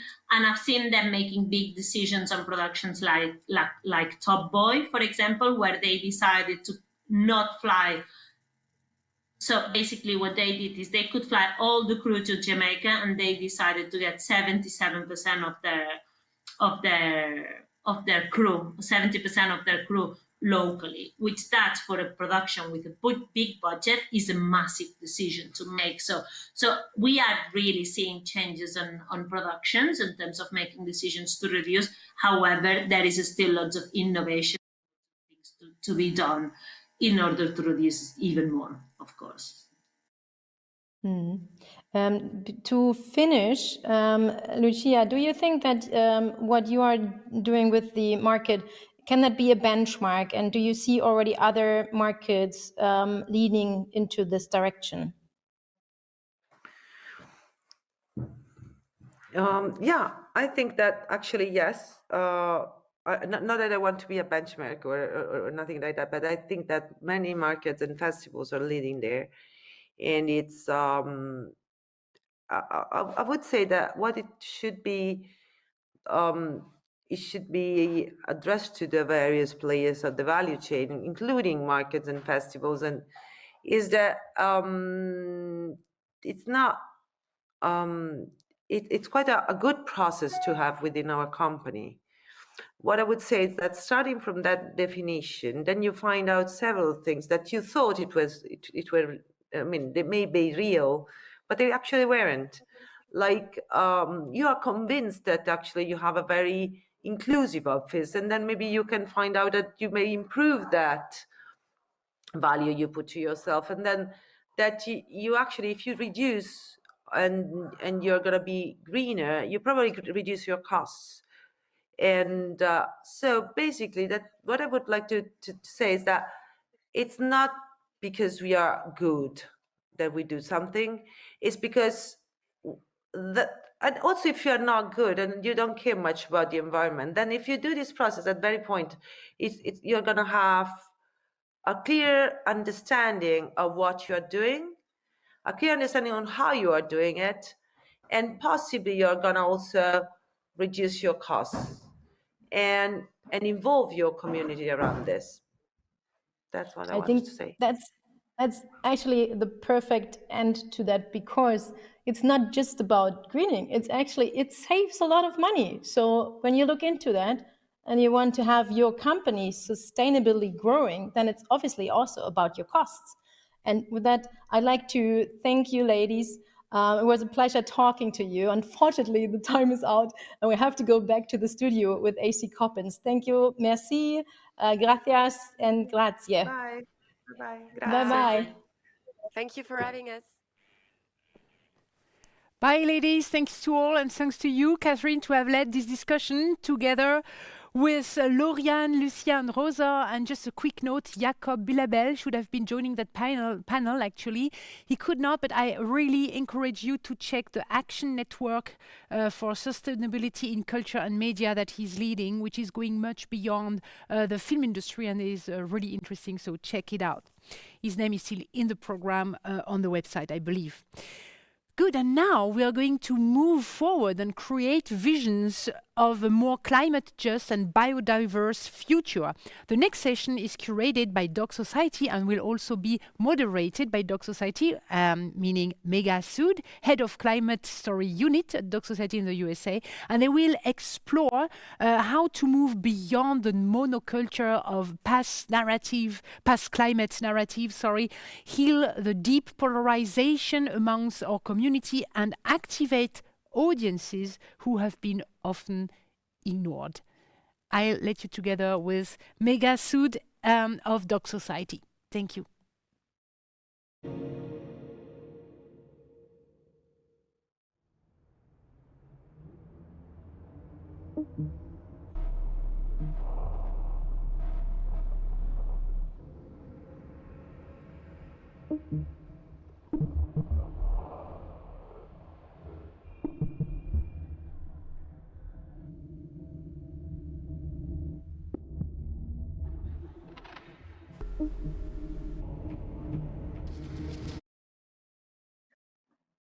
Hello, and welcome to Creating Visions of a More Climate Just and Biodiverse Future. We are so excited to be at CPH Docs, especially because this year's programming has such an emphasis on climate and biodiversity. My name is Megha Agarwal Sood, and I am the head of the Climate Story Unit at Doc Society, which is an organization who's been supporting independent storytellers around the globe for over 15 years. I'm joined today by Fatima Ibrahim, the co-founder of the Green New Deal UK, who has been building unlikely coalitions across the country, Michael Primo, an artist and community engagement strategist based in Brooklyn, New York, who has been using multidisciplinary approaches to elevate important stories, and Maya Newell, a filmmaker and impact producer based in Australia, who has embedded collaborative storytelling practices across all of her work. We want to focus today's conversation on a series of provocations about how we as creatives and as an industry can reframe our understanding of the audiences that we need to engage, how we can move beyond the monoculture of past climate narratives, and how we can shift away from extractive storytelling practices. Doc Society is so excited to host this conversation because we believe in the role of cultural strategy to lead us towards social progress. Cultural strategy is how we rewrite those strongly held narratives. It's how we shape opinions and beliefs. It's how we build the political will for legislative outcomes. Culture is also the dimension where the relative importance of climate change compared to all other priorities has to be fought and won. But coming from a community of creatives, I have to admit that we've really struggled to keep climate change at the forefront. And we have definitely failed to reach the communities we actually need to engage. Acclaimed author Amitav Ghosh wrote, and quote, "When future generations look back, they will certainly blame the leaders and the politicians of this time for their failure to address the climate crises. But they may as well hold artists and writers to be equally culpable. For the imagining of possibilities is not, after all, the job of politicians and bureaucrats. Storytellers play a crucial role in framing how our societies understand both the crises of our time and their solutions. Storytelling is how we create shared meaning. But when you look back at some of the most popular climate stories of the past decade, you realize how monotonous they are, falling into common tropes, relying on trusted messengers who primarily are, quite frankly, white men from the global north. We keep serving the same population again and again while alienating the rest. We have been losing this cultural battle, and we can no longer do it alone. This is why we've launched the Climate Story Unit at Doc Society.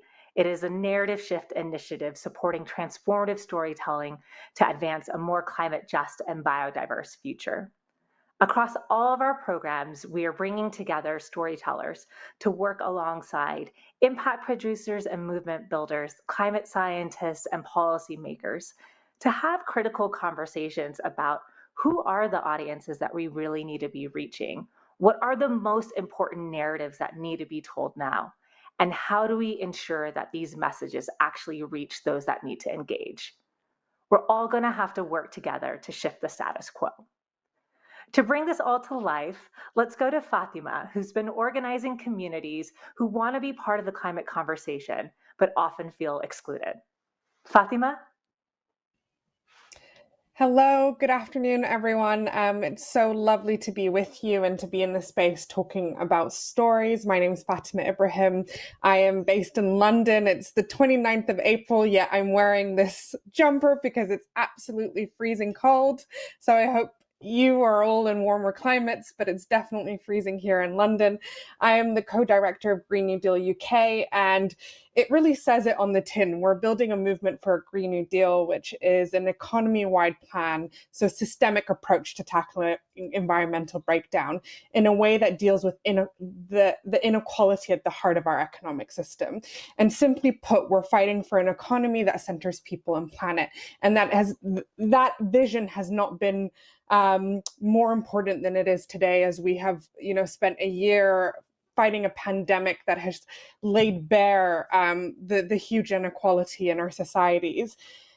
And so when I was asked to speak briefly about what communities need to be engaged in the climate conversation and how we do it, it felt apt for me to tell you about my own journey and to pull out 2 or 3 lessons that warrant reflection for all storytellers, whether you're a climate activist and campaigner like me, or whether you're in traditional media, or you're in the documentary world. I just want to take you back to a memory that I had in early 2019 when all over the world we were seeing young people taking to the streets, the youth strikers really bringing climate to the top of the agenda and inspiring us. And I felt inspired to join them. So in February 2019, I joined one of the first strikes that was happening in London. And I got up early, took the train, got there, and very quickly felt that I was in unfamiliar territory. This was a climate protest, and I wasn't a minority. I had spent years organizing in the climate movement, have organized some of the biggest climate marches this country has seen, and yet I was experiencing something new. For the first time, the people that I was seeing and what I was seeing around central London was the London that I knew reflected back at me. Young people from across this wonderfully diverse city, from all kinds of schools, socioeconomic backgrounds, faiths, at a climate demonstration. What has, for me, often been a visible domain of white middle-class activists, this felt new and refreshing. And, I'm not embarrassed to say that I cried, and I had to sit down and ask myself a serious question. How had the climate strikers managed just in a few weeks to do what the NGO and the climate movement at large hadn't been able to do for decades? And in speaking to people and reading the placards and listening to the speeches that were happening, I wrote one of my first op-eds in ID magazine about my experience. And for me, the thing that became very clear is that the youth strikers weren't just talking about climate breakdown in isolation as an issue of us, relying on fossil fuels and needing to change how we power our economic system. But what they were talking about was a system that was not serving people, most people everywhere, and was also plundering our planet. They were talking about how a decade of austerity had dismantled and broken apart communities and made them less resilient.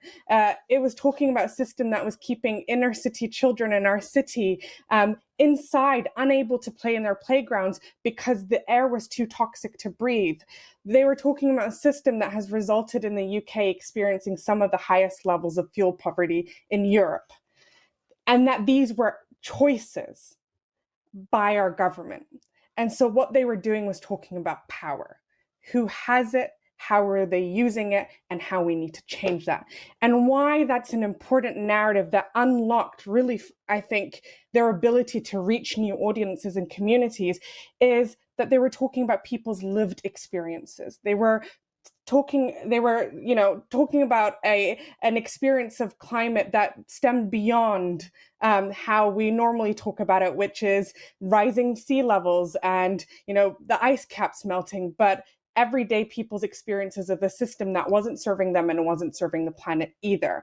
And I think that unlocks a lot, because you're immediately talking to people and seeing them and recognizing them and saying, you know what, this climate crisis isn't another problem on top of the problems that you're facing, but the climate crisis is also a symptom of a system that's also not serving you in lots of other ways. And it reminds me of the famous sort of bandied about term that came from the Gilets jaunes movement, which is the fight, the end of what we're fighting against, the end of the planet, the end of the world, is the same as the problems that we're facing in terms of trying to fight to get to the end of the month. And I've completely cannibalized their phrase, but I think for me that really unlocks it, is that this is at the heart of the issue that we're facing is an economic system that's not serving people or planet. So I think the first lesson to take from that is we need to tell a more realistic and real and truthful story about what is going wrong and what has got us to this point, and what we fundamentally need to shift to change the trajectory of our existence on planet Earth. And in telling the truth, we reach more people. The second thing is, when we start telling the truth and we reach new people, the benefit of doing that is we're not trying to widen the climate movement for the sake of widening the climate movement. I'm being serious when I say we need everybody to change everything, because what we're up against is so vast, is so entrenched, that is going to take a popular social movement that is well equipped in order for us to dismantle the systems and rebuild them. And the beauty in reaching new communities is we find new solutions. Just prior to the pandemic, I was in a community in the north of England that has been flooded on several occasions and isn't getting much help from the central government. And I was just taken aback by how intimately they understood not just the climate crisis, but the inequality crisis and the solutions that they needed to protect their own community. And I was like, these are the people we need in power. These are the people we need on our TVs to tell us how the UK becomes more resilient to flooding, what sort of flood defense systems we need, how communities can work together better to make sure that they're resilient to some of the environmental breakdown we are going to face, because we're already really in the thick of it. And so that is another lesson that we need to take, is that we're not just engaging communities for the sake of engaging them, that we need them. We need them because one of the biggest things I think that stops people from joining or really feeling like they have a place in the climate movement is a lack of hope. And that's because we spend a lot of time talking about what is going wrong and find it very difficult to imagine a future beyond the way that we know the world works right now. And the truth is, there are places within our communities where those solutions are already thriving, but that we need to champion them and really put those stories at the center of a new world. And that's what the Green New Deal is about. It's a hopeful vision of the future, one that paints a realistic version of the world if we fight for it. Thanks so much, Fatima. I know we're a bit tight on time, but that's a perfect segue to go to Michael Primo.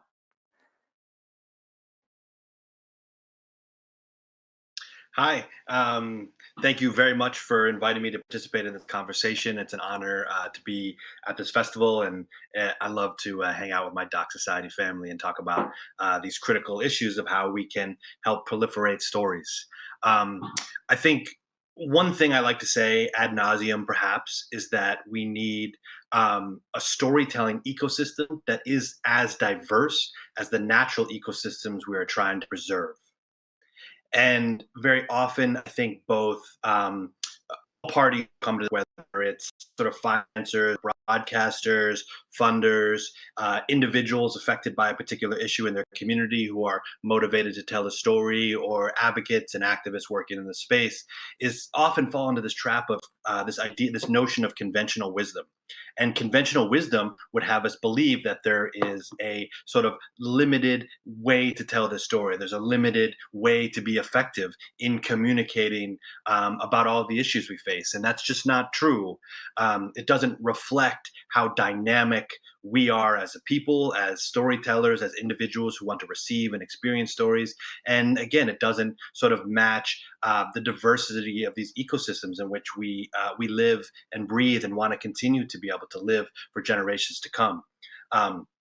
I think very often it's attractive to be like, oh, okay, well, we need to reach the widest possible audience possible. And so that's not always the most effective way to communicate a message. I think when we're engaged in this work and considering which medium is correct for which story, we also might want to ask ourselves, what is it that we hope to achieve with the story? And, I think Doc Society has this great impact field guide, which I think is at impactguide.org, I believe is the URL. It's the Doc Society Impact Field Guide that you can search in a search engine. And in that guide, there's a section that talks about analyze impact dynamics that you want to make with your work. Changing minds, changing structures, building community or building movements, or changing behaviors. And those don't encompass all of the plethora of ways that a project can have an impact, but it's a great place to start to really consider what it is that you want to achieve with a particular story you're making.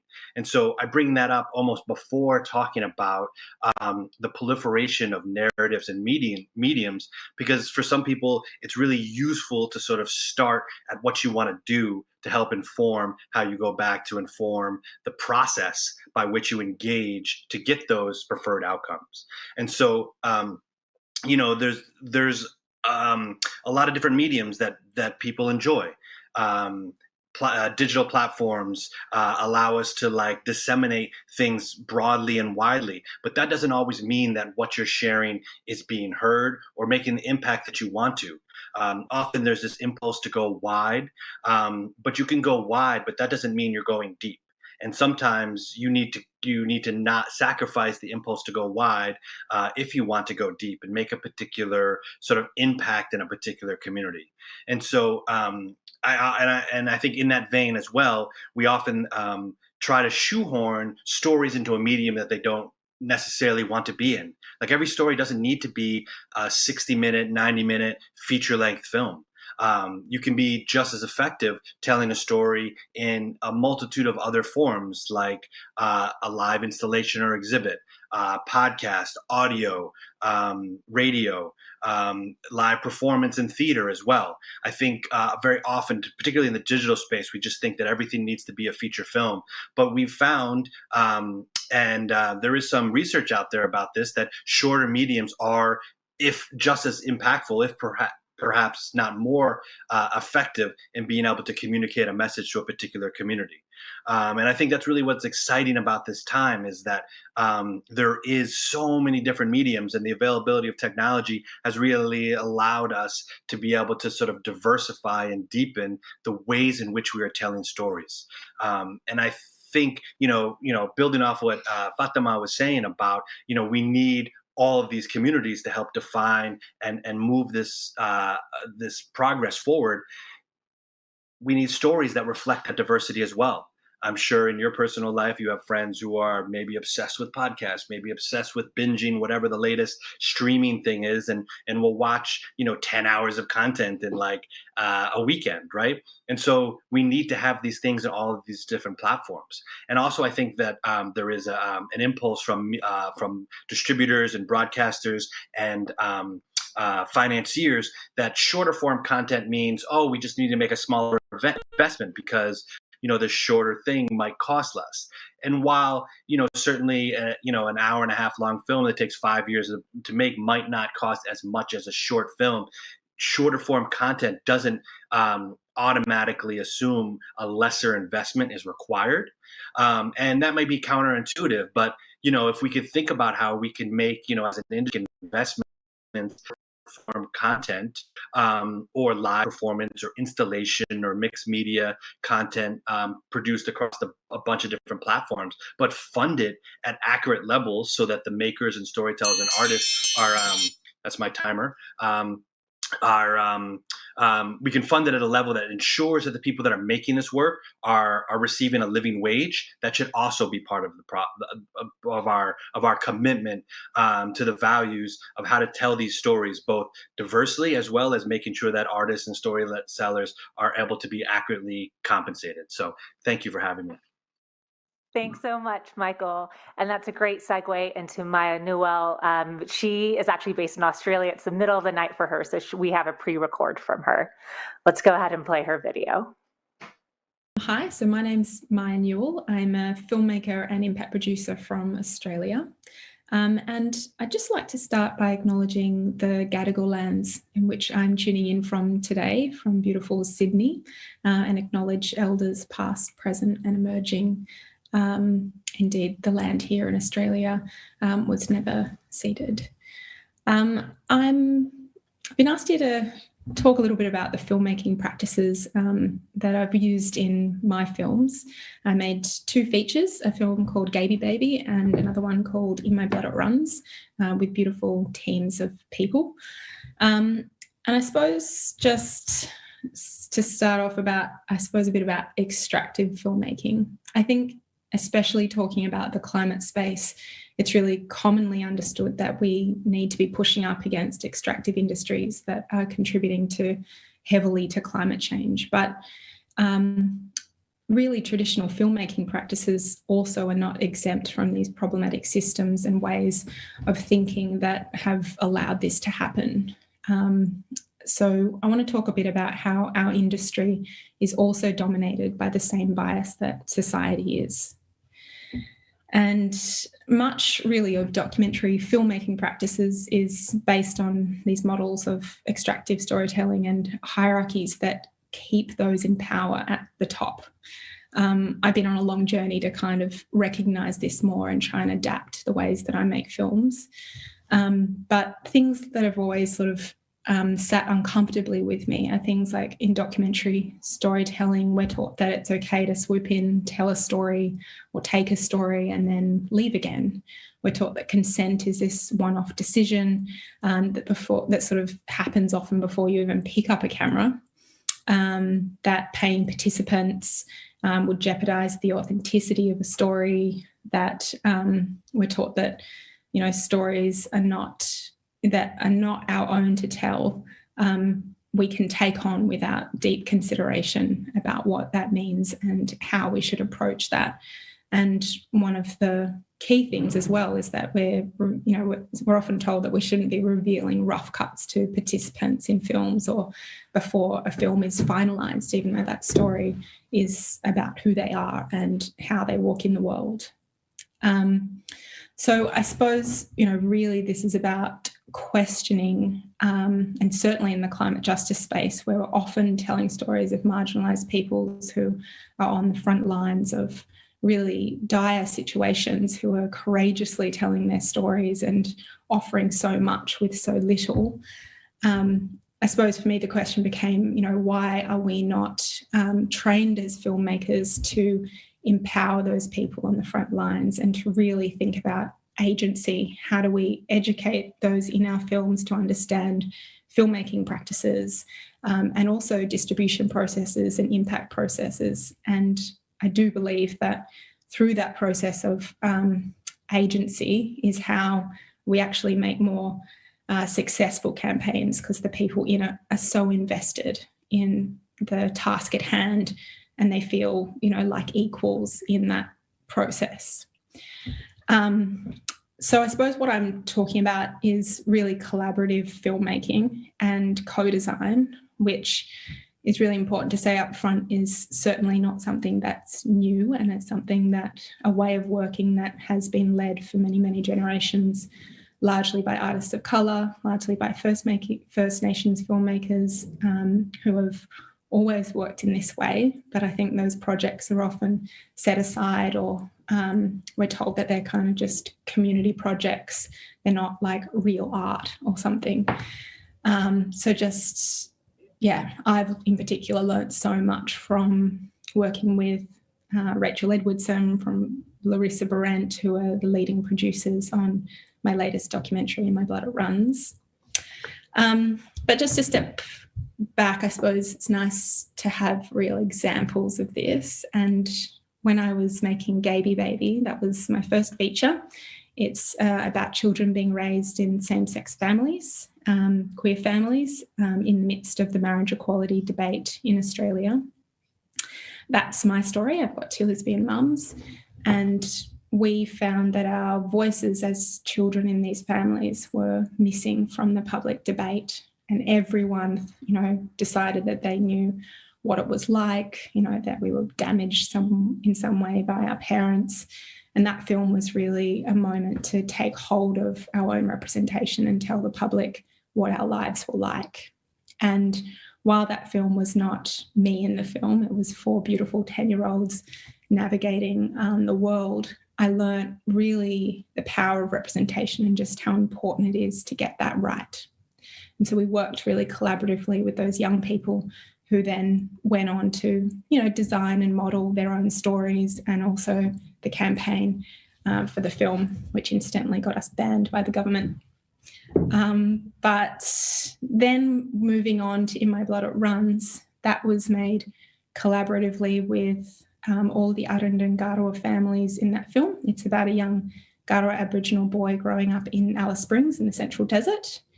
And we, with the leadership of Rachel, who is one of the First Nations producers, we designed a model of collaboration which centred the family at every decision, I suppose, and in workshops before we even picked up the camera, through rough cut, through fine cut. We had an amazing model of, I suppose, sharing profits and fees, which is something that we don't often do in documentary, but makes a lot of sense. Those people have given so much of their time, and it's a real fallacy to say that, people would only do it for the money, and therefore your story is inauthentic. But I suppose the main point there is that there's a whole model, which was, we sat down with the families at the start and then continued and adapted that and changed it. Things like longer timelines to allow for that collaboration to happen, things like a massive advisory team who were support network for those people in the family, so that all of that representation didn't sit solely on them. The idea of ongoing release, so that, especially working with a young child, that release form was signed on over and over again as he grew up and had a more broader understanding of what it meant to be in a film and to be exposed in that way.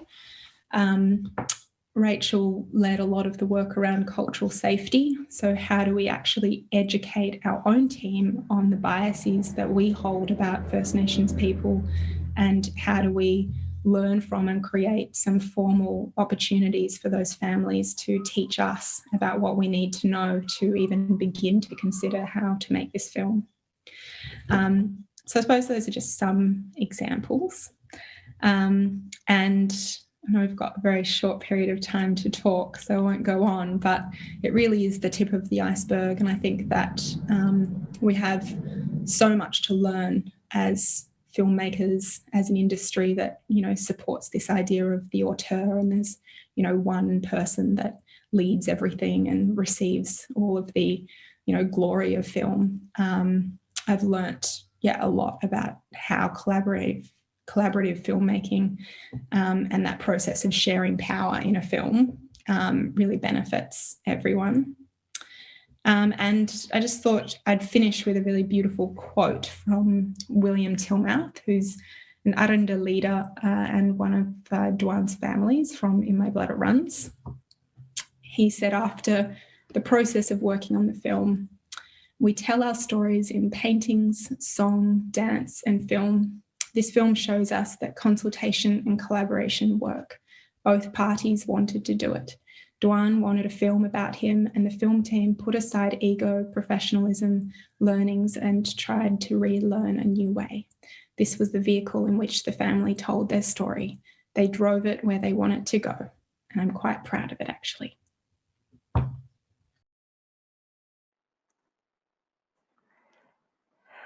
Thank you, Fatima, Michael, and Maya, for your provocations. While we are unable to get to your questions today, we have some prompts for you to reflect upon. We are about to embark on a massive rebuild of society.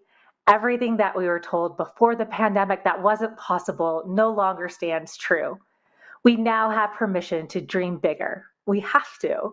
So as you leave this session and go back to your teams and have conversations with your peers across the industry, we challenge you to rethink who are the audiences that our stories actually need to reach in order for meaningful climate action to occur. We challenge you to be bold in the creation, production, and distribution of new types of stories that break all the tropes that currently dominate our media. And we challenge you to truly support and provide the resources to enable ethical and collaborative storytelling practices. Let's all work together to shape a cultural strategy that leads us toward more just and equitable climate solutions. Thank you so much for tuning in.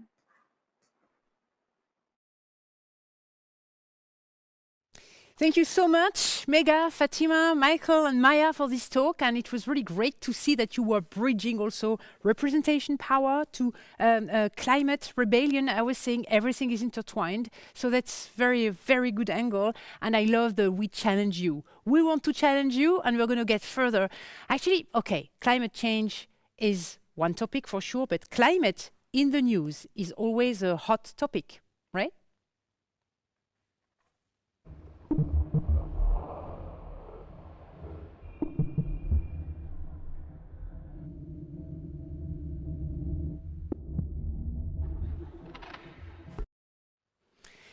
Yes, climate in the news, hot topic, because indeed media outlets have a great responsibility in communicating the importance of addressing the climate emergency, not only to enhance public awareness, but also to mobilize for action. So we have now great experts, Amalie Kessler, head of the National Desk, Politiken in Denmark, Charlie Phillips, head of the video, The Guardian, and the discussion will be moderated by no less than reporter Emily Atkin herself, the author and founder of Heated, a daily newsletter dedicated to original accountability reporting and analysis on the climate crisis. So they will discuss together recontextualization, resetting priorities, and the shift on the language and narratives currently employed in the news.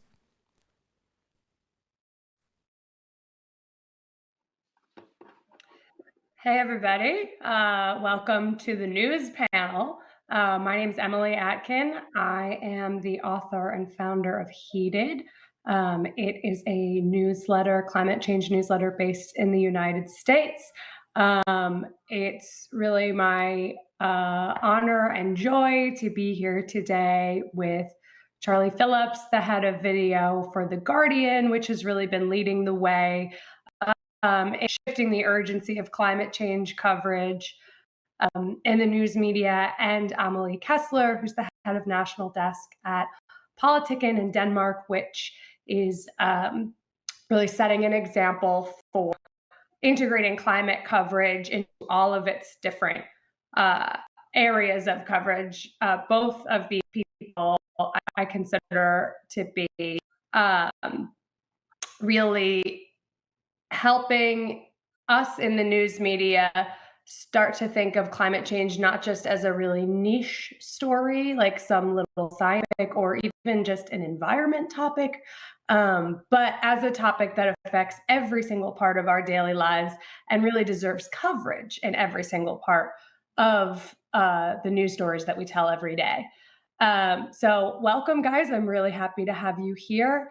I would love if we could just start this discussion about climate storytelling in the media, which tends to be a controversial topic. Why don't you just let people know a little bit about what your job really looks like on a day-to-day basis? Like, take us into what is it? What do you do? I mean, how are you telling stories on a day-to-day basis? We can start with, let's start with Amalie, and then we'll go to Charlie.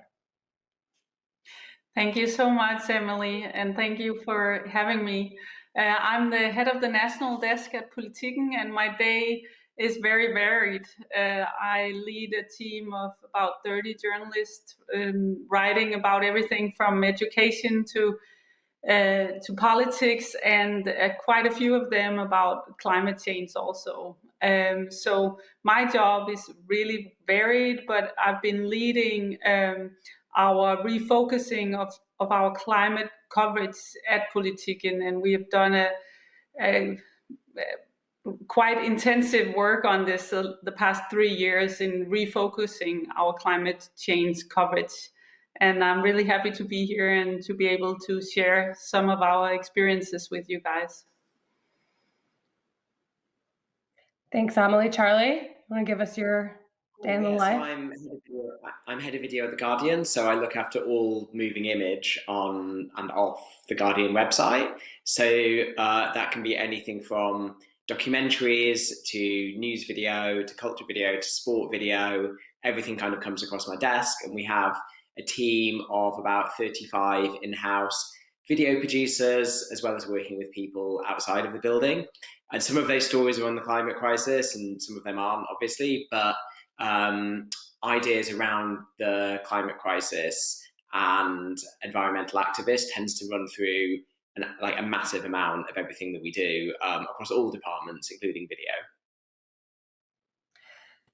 So one of the ways that I know that both of your news outlets have really tackled the climate crisis and really changed how you cover the climate crisis in the last few years, especially, is the literal number of stories that are published every single day, every single issue. Charlie, you and I were talking about before this panel about how The Guardian at one point had an environmental story every 3 hours. Every 3 hours. Yeah, that's right. Yeah, we did which an is audit of our environmental coverage. Yeah, we did an audit of our environmental coverage last year as a kind of, putting a stake in the ground to say, we're in this for the long term. And we worked out that it was approximately every 3 hours. And I think you see that when you look at the front page of our website or the front page of the newspaper as well. There's almost always a climate crisis story there, or several climate crisis stories. It's kind of, it's one of the things that we're most impassioned by, and it's one of the things that our readers and audiences want us to cover. Yeah, and Amelie, you said something similar too, which is that your readers really want to see a bigger scale of coverage, and that you have facilitated that by making reporters in all, not just in your climate desk, but throughout the newspaper covering climate. Can you tell us about that?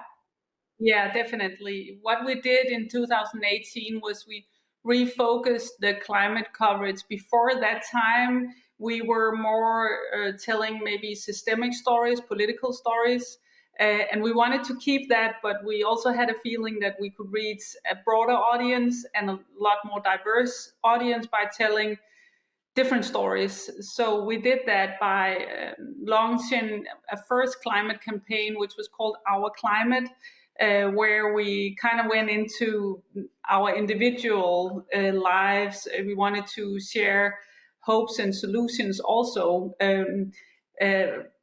but also have the focus on the crisis. So what we've done is we produce a lot more stories, and a lot more diverse stories, from what can a single family do to reduce carbon footprint, to the bigger investigative series, to a more consumer journalism, which is now more anti-consumer. We launched our campaign on Black Friday 2018.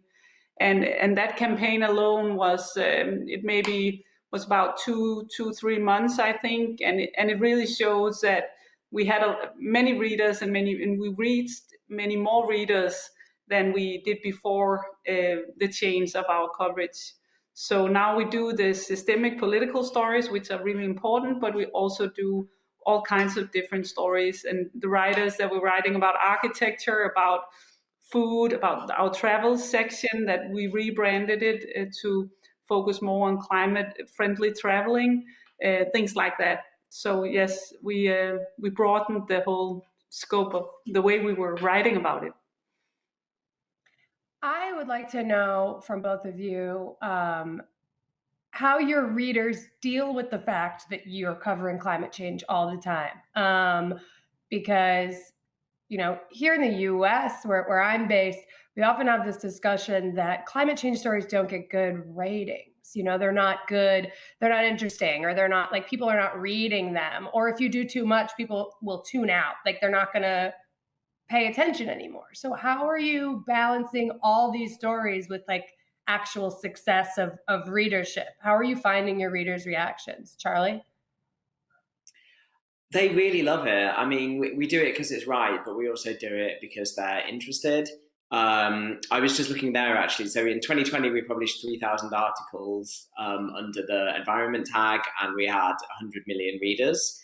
So that's a lot, obviously. And they really respond to it. Like, we see really higher than average attention times for any story about the climate crisis. And some of those stories have been some of our biggest articles of the last few years.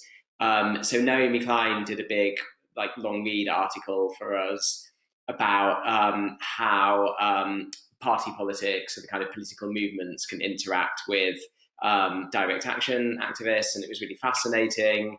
And it had one of our longest attention times of the year. And that really goes especially for longer form journalism. So they don't just want to read anything about the climate crisis. They want to read about it in detail. And they're particularly interested in articles around solutions. So just picking up on what Amelie said there, if we write something about traveling through Europe without using the plane, it'll do really, really well, because people are really eager to be able to help to kind of change their consumer choices, to change their lifestyles. So I think we're quite lucky that we have a big readership who are deeply engaged with this, and they're encouraging us to do more of it. Amelie, do you want to jump in?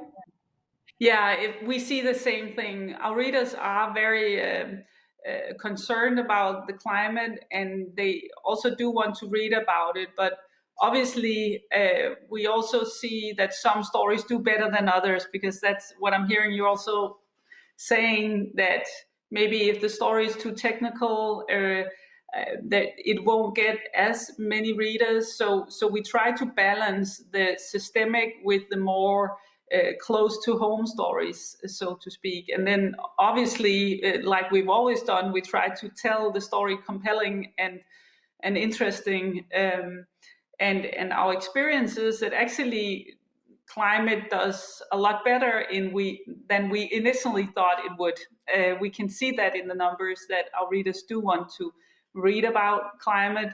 But it's the same thing, even if you write about other political topics or other topics, people really want to read stuff that they can mirror themselves in. And then sometimes they go really deep into a long read about climate change.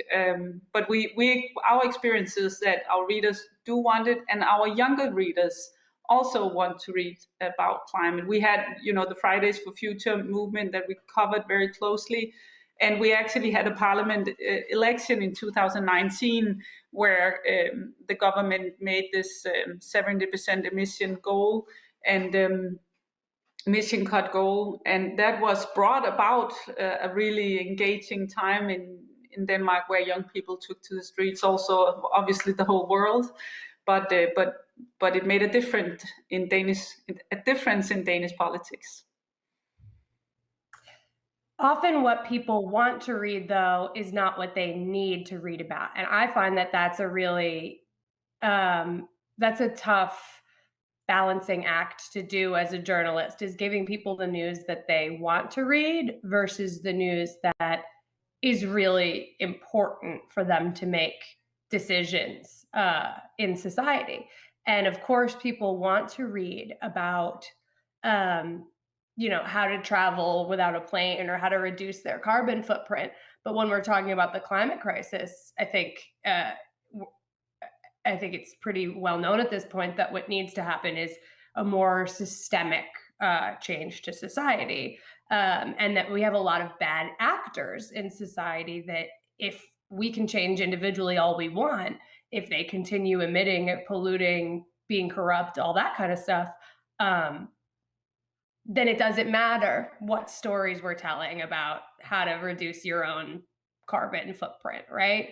So how are you conveying urgency on the systemic level? And what is resonating with people? How are you getting that message across? Either, I mean, we can jump in either one. Charlie, I don't know. We can start with you. Yeah. Shall I jump in? So we it's a part of the whole of the Guardian's mission to hold power to account, and so that's kind of what we're doing every day, whether it's on the climate crisis or human rights or anything else, and our readers expect that of us.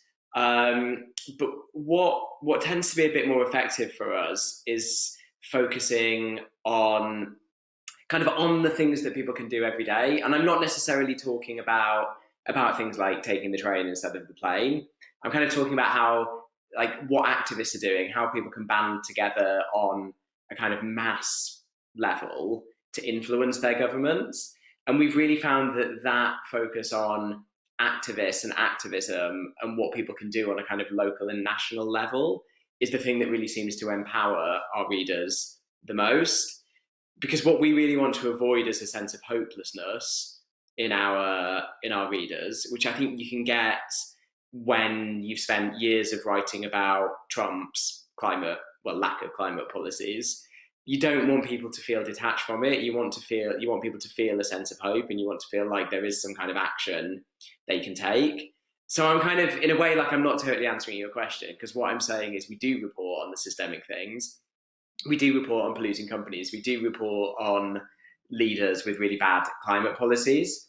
But we always want to then develop that into a kind of guide for our readers on how they can join mass activist movements on a kind of, small scale at home, but a kind of big scale in terms of things like the Fridays for Future movement. And that, we just want to give people a sense of hope as well as criticizing those in power. That's what I'm saying.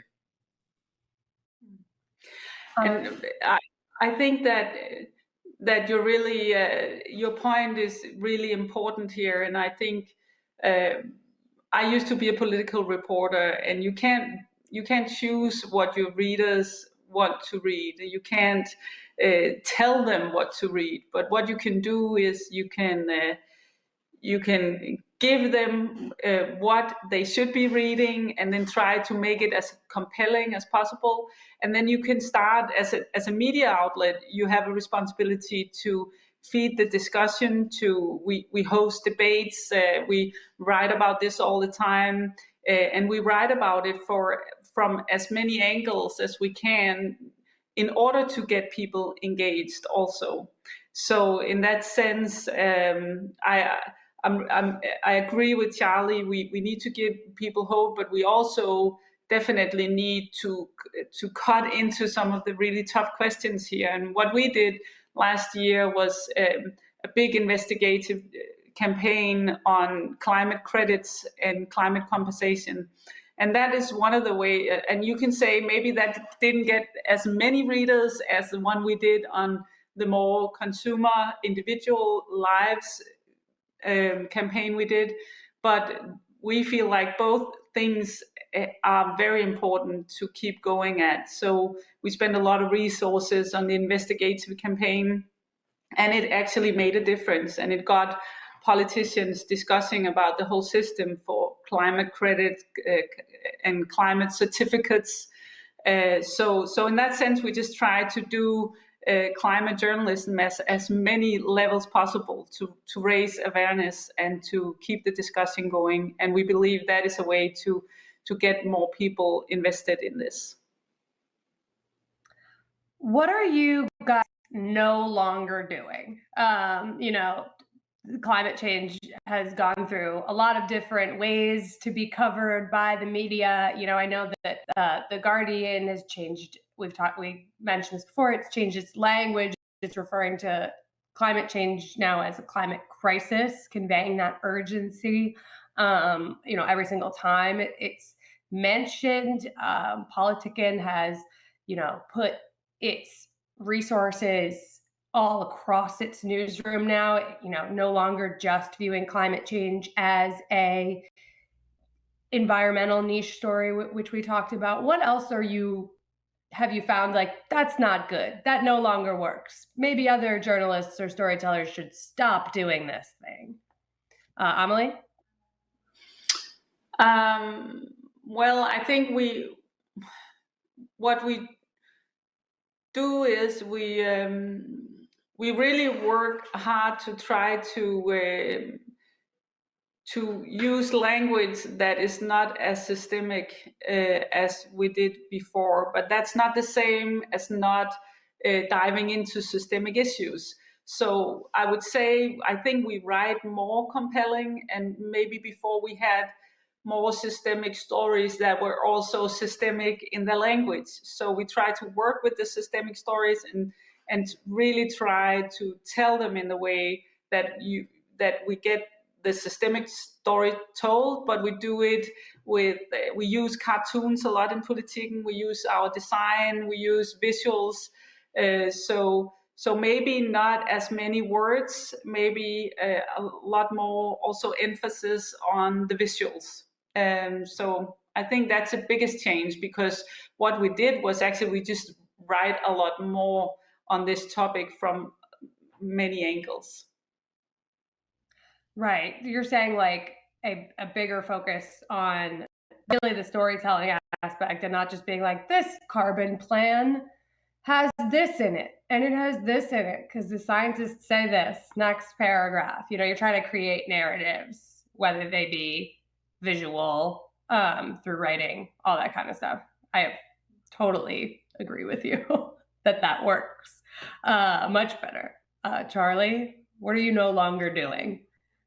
Yeah. So there's the language thing. Like you mentioned about climate crisis, not climate change. Like we'll also refer to global heating rather than global warming. We'll talk about wildlife rather than biodiversity, climate science denier rather than climate skeptic. So kind of trying to have more more aggressive language to show the scale of it.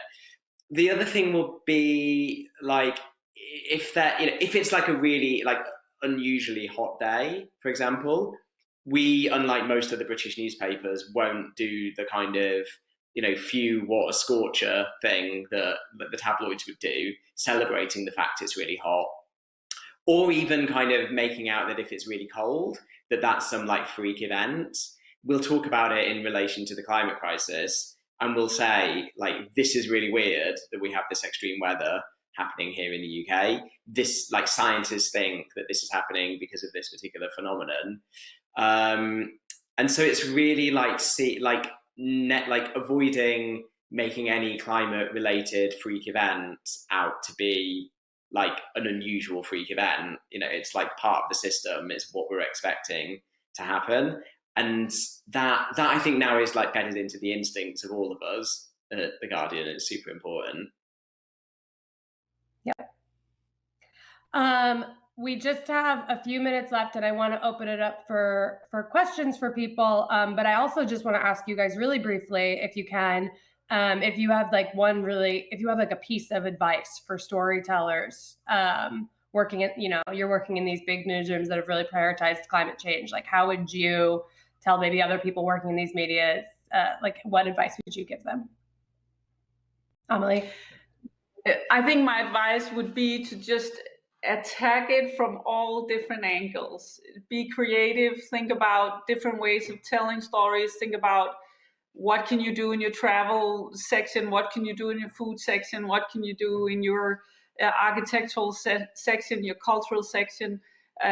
Just think it into the whole core of the paper. That for us, that has really been inspiring and shown that we tell many more diverse stories than we did before. Charlie, do you have a quick piece, and then we can open it? So from a film and video point of view, I'd say try and tell your stories through identifiable characters that people will empathize with. We found that really successful with our film and video on this, that if people can see a character on screen who they feel a relationship with and feel is kind of taking the action that you as an audience member would want to take, that can really help. It can make things seem more achievable, and like I said earlier, give that sense of hopefulness.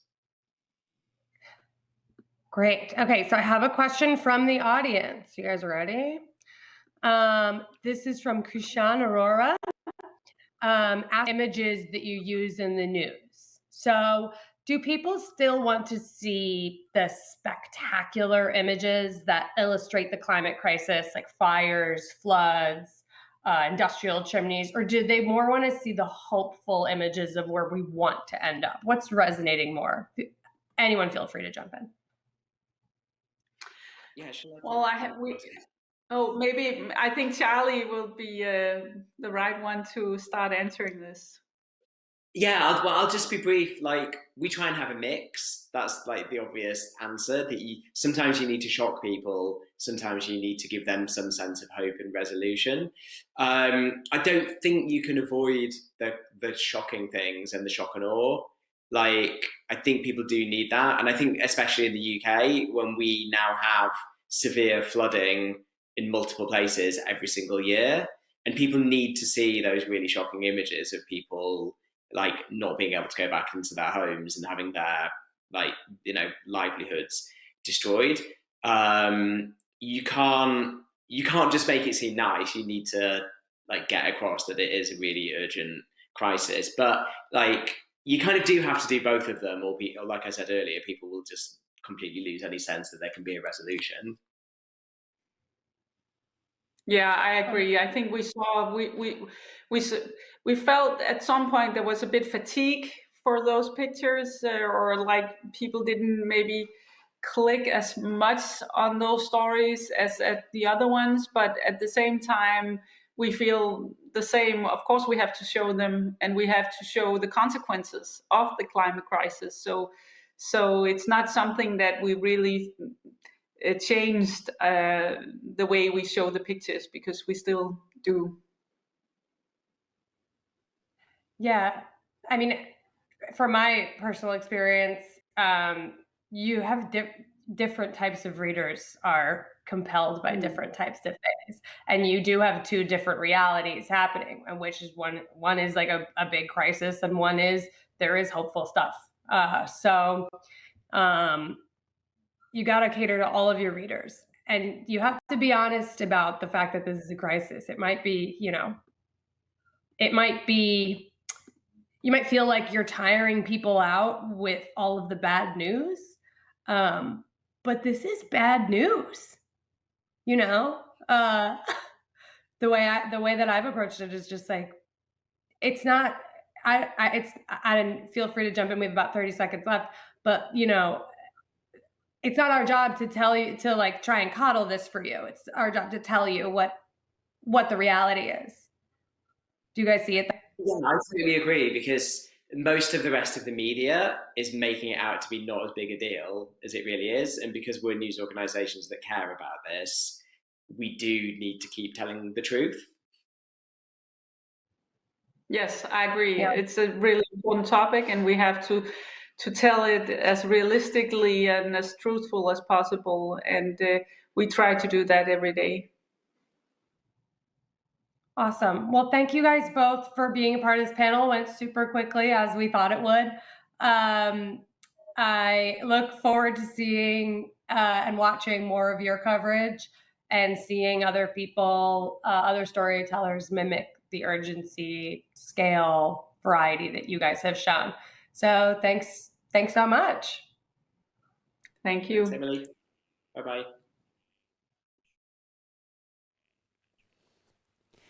Thank you very much, Emily, and Charlie, for this wonderful opportunity for me to jump to the next format coming up. The next session is actually, indeed, as you were saying, of course, we need and we have to show the consequences of climate crisis and those negative images, so bad news. At the same time, it is good to also show some images for hope and where we might go towards to.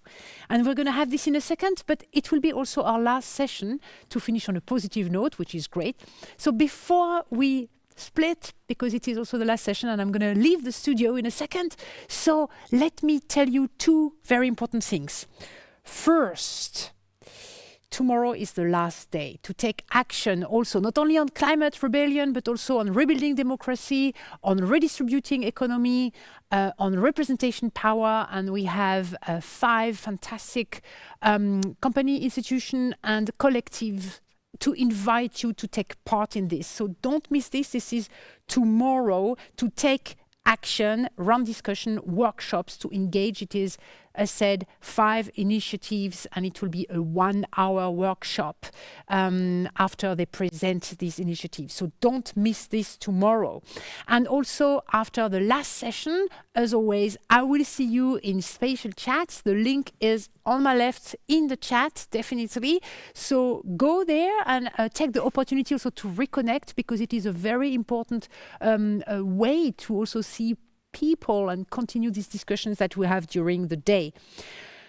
Yes, I think that's it for my notes. And now I can invite you to take part on the talk to have a most positive way to relate to climate change. And it will be with documentary filmmaker Fi Ambo. She will show clips from her climate film 7030, which was premiered here at the CPH Doc Film Festival. And Fi will be in discussion with Shanina Scotland, the head of film of Doc Society in the UK, to close this day on a positive note, to really warm our hearts as audiences, filmmakers, storytellers, Earth planetarians, we are all, to go on. And yes, let's go for a most positive story on climate. And see you tomorrow.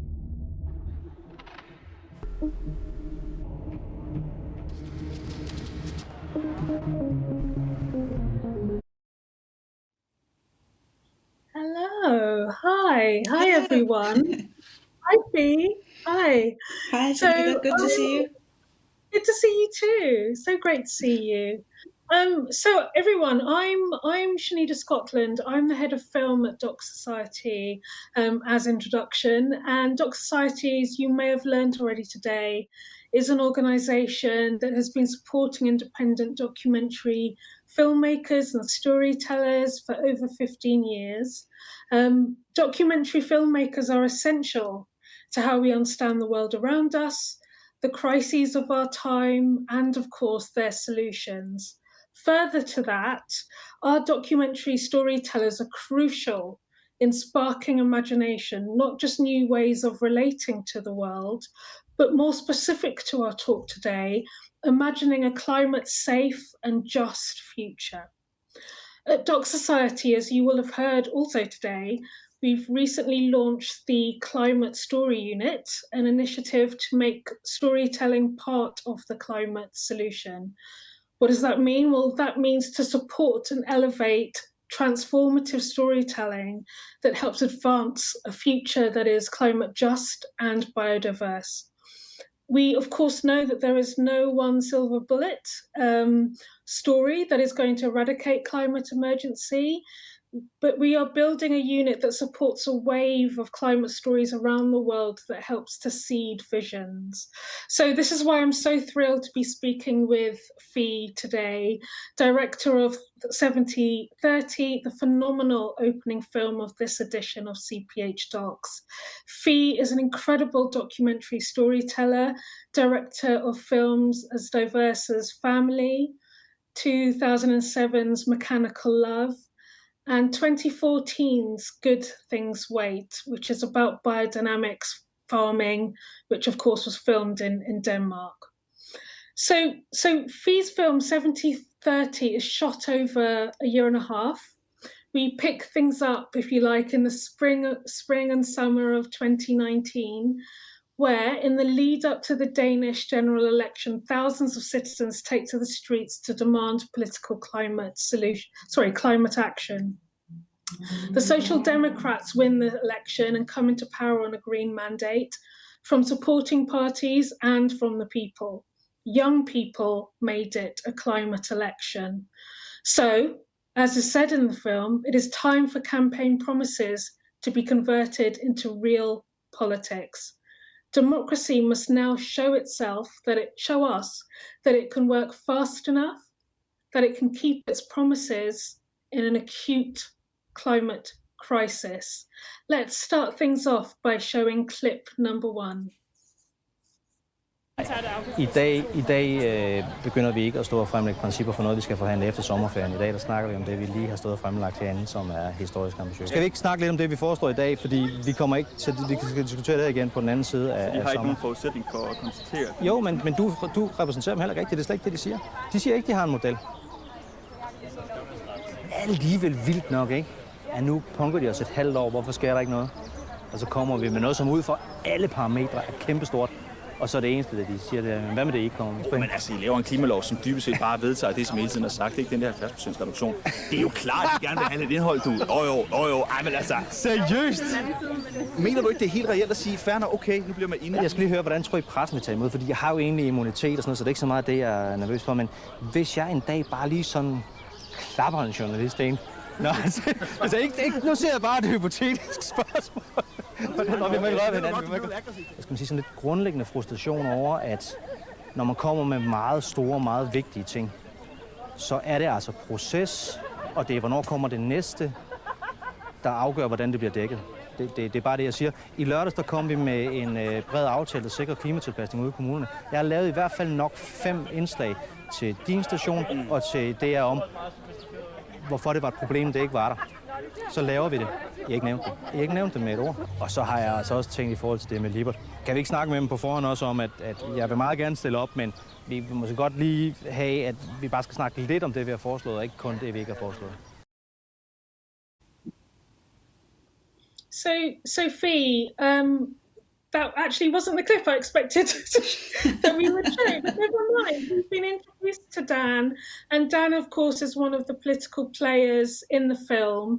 And I guess I wanted to ask you, we're at a time where we, in some senses, have a lot of climate-focused storytelling, climate-focused documentaries.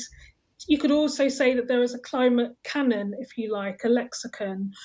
But it's at a time as well where the movement is asking itself questions, where documentary storytellers are asking themselves questions about who is not shown and the stories that are not told and the stories that get made.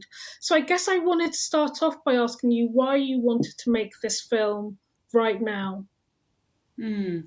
Well, when I saw that the youth were taking the streets, that we had young people who doesn't even have the right to vote, who were actually setting the scene, and they got so much attention that no one had been able to get before. Not, the science has been saying this for 30 years, but still it seemed like no one was listening. So when I could see that it was becoming sort of a mainstream discussion, climate change, I thought that now is the momentum to show this, because a lot of times when we in history books read about revolutions or we see films about revolutions, it's often just a few people that are getting portrayed, just a few, usually men, who sign the acts at the end of the film. And that's, for me, it was just important to show that that's not how transition works, and it's not how the climate movement is growing. It's actually growing from the citizens and up. So and that's also only the way that the politicians can make laws that get well implemented, is if the citizens are ready to make the change. So for me, it was important to show that the change in Denmark, and I think probably in most of the world, was made by young people and even children.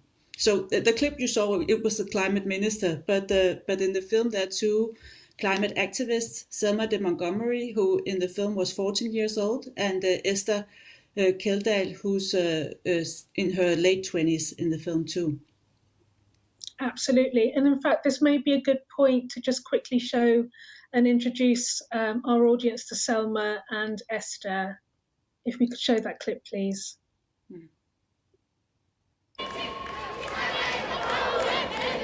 Sagt på godt gammeldags sprog, er jeg ikke mere vred. Jeg er skuffet. Jeg er skuffet over jeres, de voksnes, generations mangel på handling. Og jeg er skuffet over mig selv. Jeg er skuffet over mig selv, fordi jeg i alt for lang tid fandt på undskyldninger. Fandt på undskyldninger for jeres mangel på handling. For det var jo mediernes skyld, og regeringens skyld, og samfundets skyld. Det var dem, der ikke informerede jer om klimakrisens alvorlighed. Det var dem, der sørgede for, at de katastrofale konsekvenser af klimakrisen, konsekvenser vi allerede ser nu, var umulige for jer at forestille sig. For hvis de voksne rent faktisk vidste, hvor mange liv klimakrisen ville tage, så ville de da handle.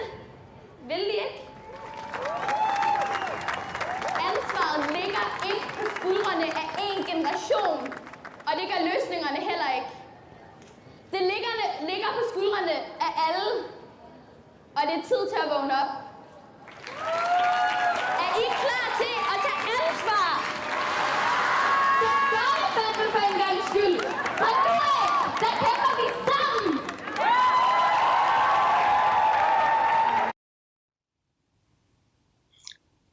So, of course, that is Selma.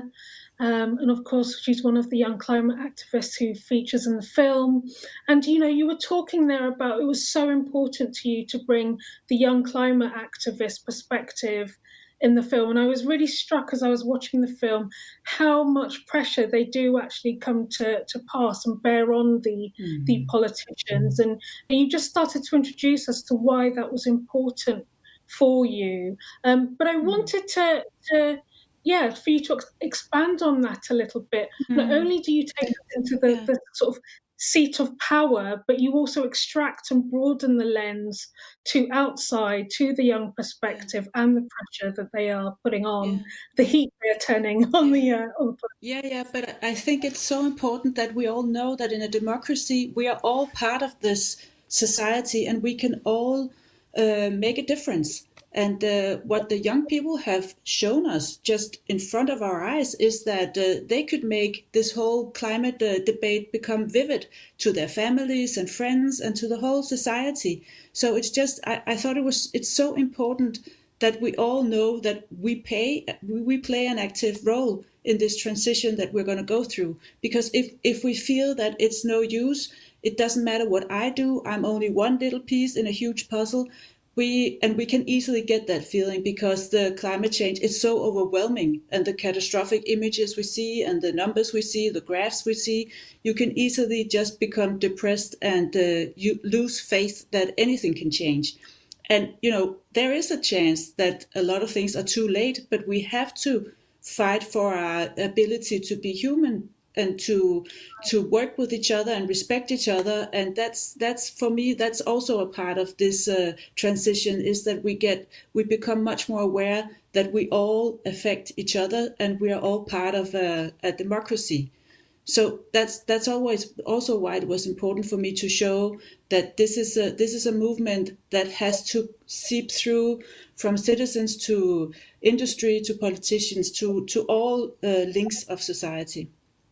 Yeah, and it totally comes through in the film. And I think, you know, as climate storytelling, as we look at the field of documentary, the vast field of climate documentaries that are being made at the moment, we really have to look at stories that are positive, that invite people into the conversation, that help audiences feel empowered, and help people like Selma, young people like Selma and Esther, feel as though that they're being heard, and that their stories are reaching others, and that there are those in reaching others, that others are being invited into the protests, into the communication, into the activism alongside them. And I want to just kind of turn the lens onto the politicians as well. Obviously, you're at the heart of political wrangling. We see the corridors of power.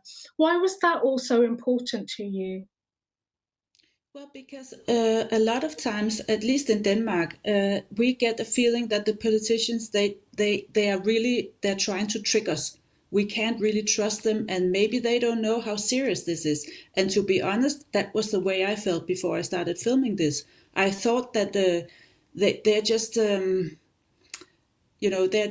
they're just taking the time to do a lot of other things that are not as important as climate change. So when I started filming, I was I was really surprised that they want this, and they are negotiating across political specters, and at the end they reach a goal that's really ambitious, 70% in 2030 reduction. And that was just a process that I really wanted to share, because in these stories about politicians and climate change, we have to be really careful that we don't fall into the archetypal way of storytelling, that they are the evil and they are sort of preventing climate action. Because if we keep telling that story, it's gonna be so set in stone that it's impossible for us as viewers to work with that stereotype, and it simply isn't true. A lot of politicians are just as scared about climate change as we are, and they are working so hard to make these changes. And I just think it's important that we start to work together with the people who really want this, instead of all the time putting them down, which is something at least the media in Denmark does a lot. So for me, it was a surprise to see that this is actually something that they want, and they are ready to collaborate across all kinds of differences.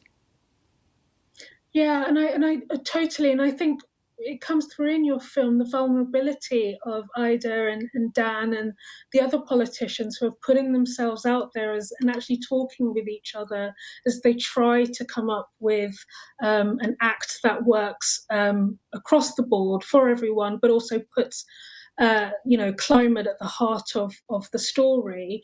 And I'm really struck by something you say there about, and it brings to mind the idea of sort of narrative tropes, right? And of metaphors, the same language and militaristic language that sometimes we use around climate storytelling, the tropes that sometimes documentary filmmakers and other filmmakers sometimes have to work within. And that posits good against bad, evil versus, good. And sometimes that takes us down an avenue that we may not want to go down, or is not necessarily helpful. Yeah, for me it's been difficult to explain to investors and people who were in the film that in this film climate change and time are is what we're up against. It's not other people. I wanted to raise the perspective and say this is much bigger. It's not people against people. It's people who are trying to work with against time and climate change, and that's a whole different narrative. But I think that sometimes it's important to sort of to look at the broader perspective. But a lot of times we just get caught up in these in the storytelling that we're used to do. We're used to doing this, the good and bad and the evil, and making this sort of stereotypical storytelling. And to me, climate change is way too important for us to fight each other. We need to get together. And the best would be if we could see us as humanity instead of nations. So that's also why I think it's so important that we start talking about this in another narrative than the war metaphors. Just Shanita, like you talked about before, I don't have the language yet. I think we need to develop it together. But it would be great to start that conversation. How do we talk about this so it's not a war zone? Because in a war, we have losers, we have people who get killed, and people are getting killed because of climate change, because it's that these areas that are too hot to live in. But it's not fruitful to talk about it like we're at war. We need to talk about this transition in another way, so we can work together across nations to solve this problem that we've created. Totally. And when we use militaristic language or speak about it in the language of war, what's happening is we get used to thinking about things in that way. So we use language like collateral damage, or we start thinking about that there is justified collateral damage. That's war language, and it's certainly not how we should be thinking about climate crisis or climate change at the moment. I wanted to actually just very quickly show final clip of Ida, who is so important and central to the story. Could we show the clip of Ida, please? Men jeg bliver, altså der er jo gået 100 dage. Det er jo egentlig der, man skal lave forandringerne. Og så tror jeg bare, at jeg blev rigtig ærgerlig over at sidde og kigge på en finanslov, der slet ikke gjorde noget af det, vi aftalte i det der forståelsespapir. Man kan komme rigtig langt med begejstring og visioner og samarbejdsvillighed, men nogle gange skal man også bare være virkelig, virkelig hård. Altså hellere kælling end kylling, som en sagde for nylig. Og jeg kan godt have det sådan, at hvor er de voksne? Altså sådan kan jeg også godt nogle gange få det. Er der ikke en eller anden med en plan et eller andet sted? Hej Dan, håber du har nyt efterårsferien. Glæder mig rigtig meget til at forhandle klimalov. Er der en plan? Ellers så hjælper jeg gerne. Det er altid godt. Og så en lille smiley her.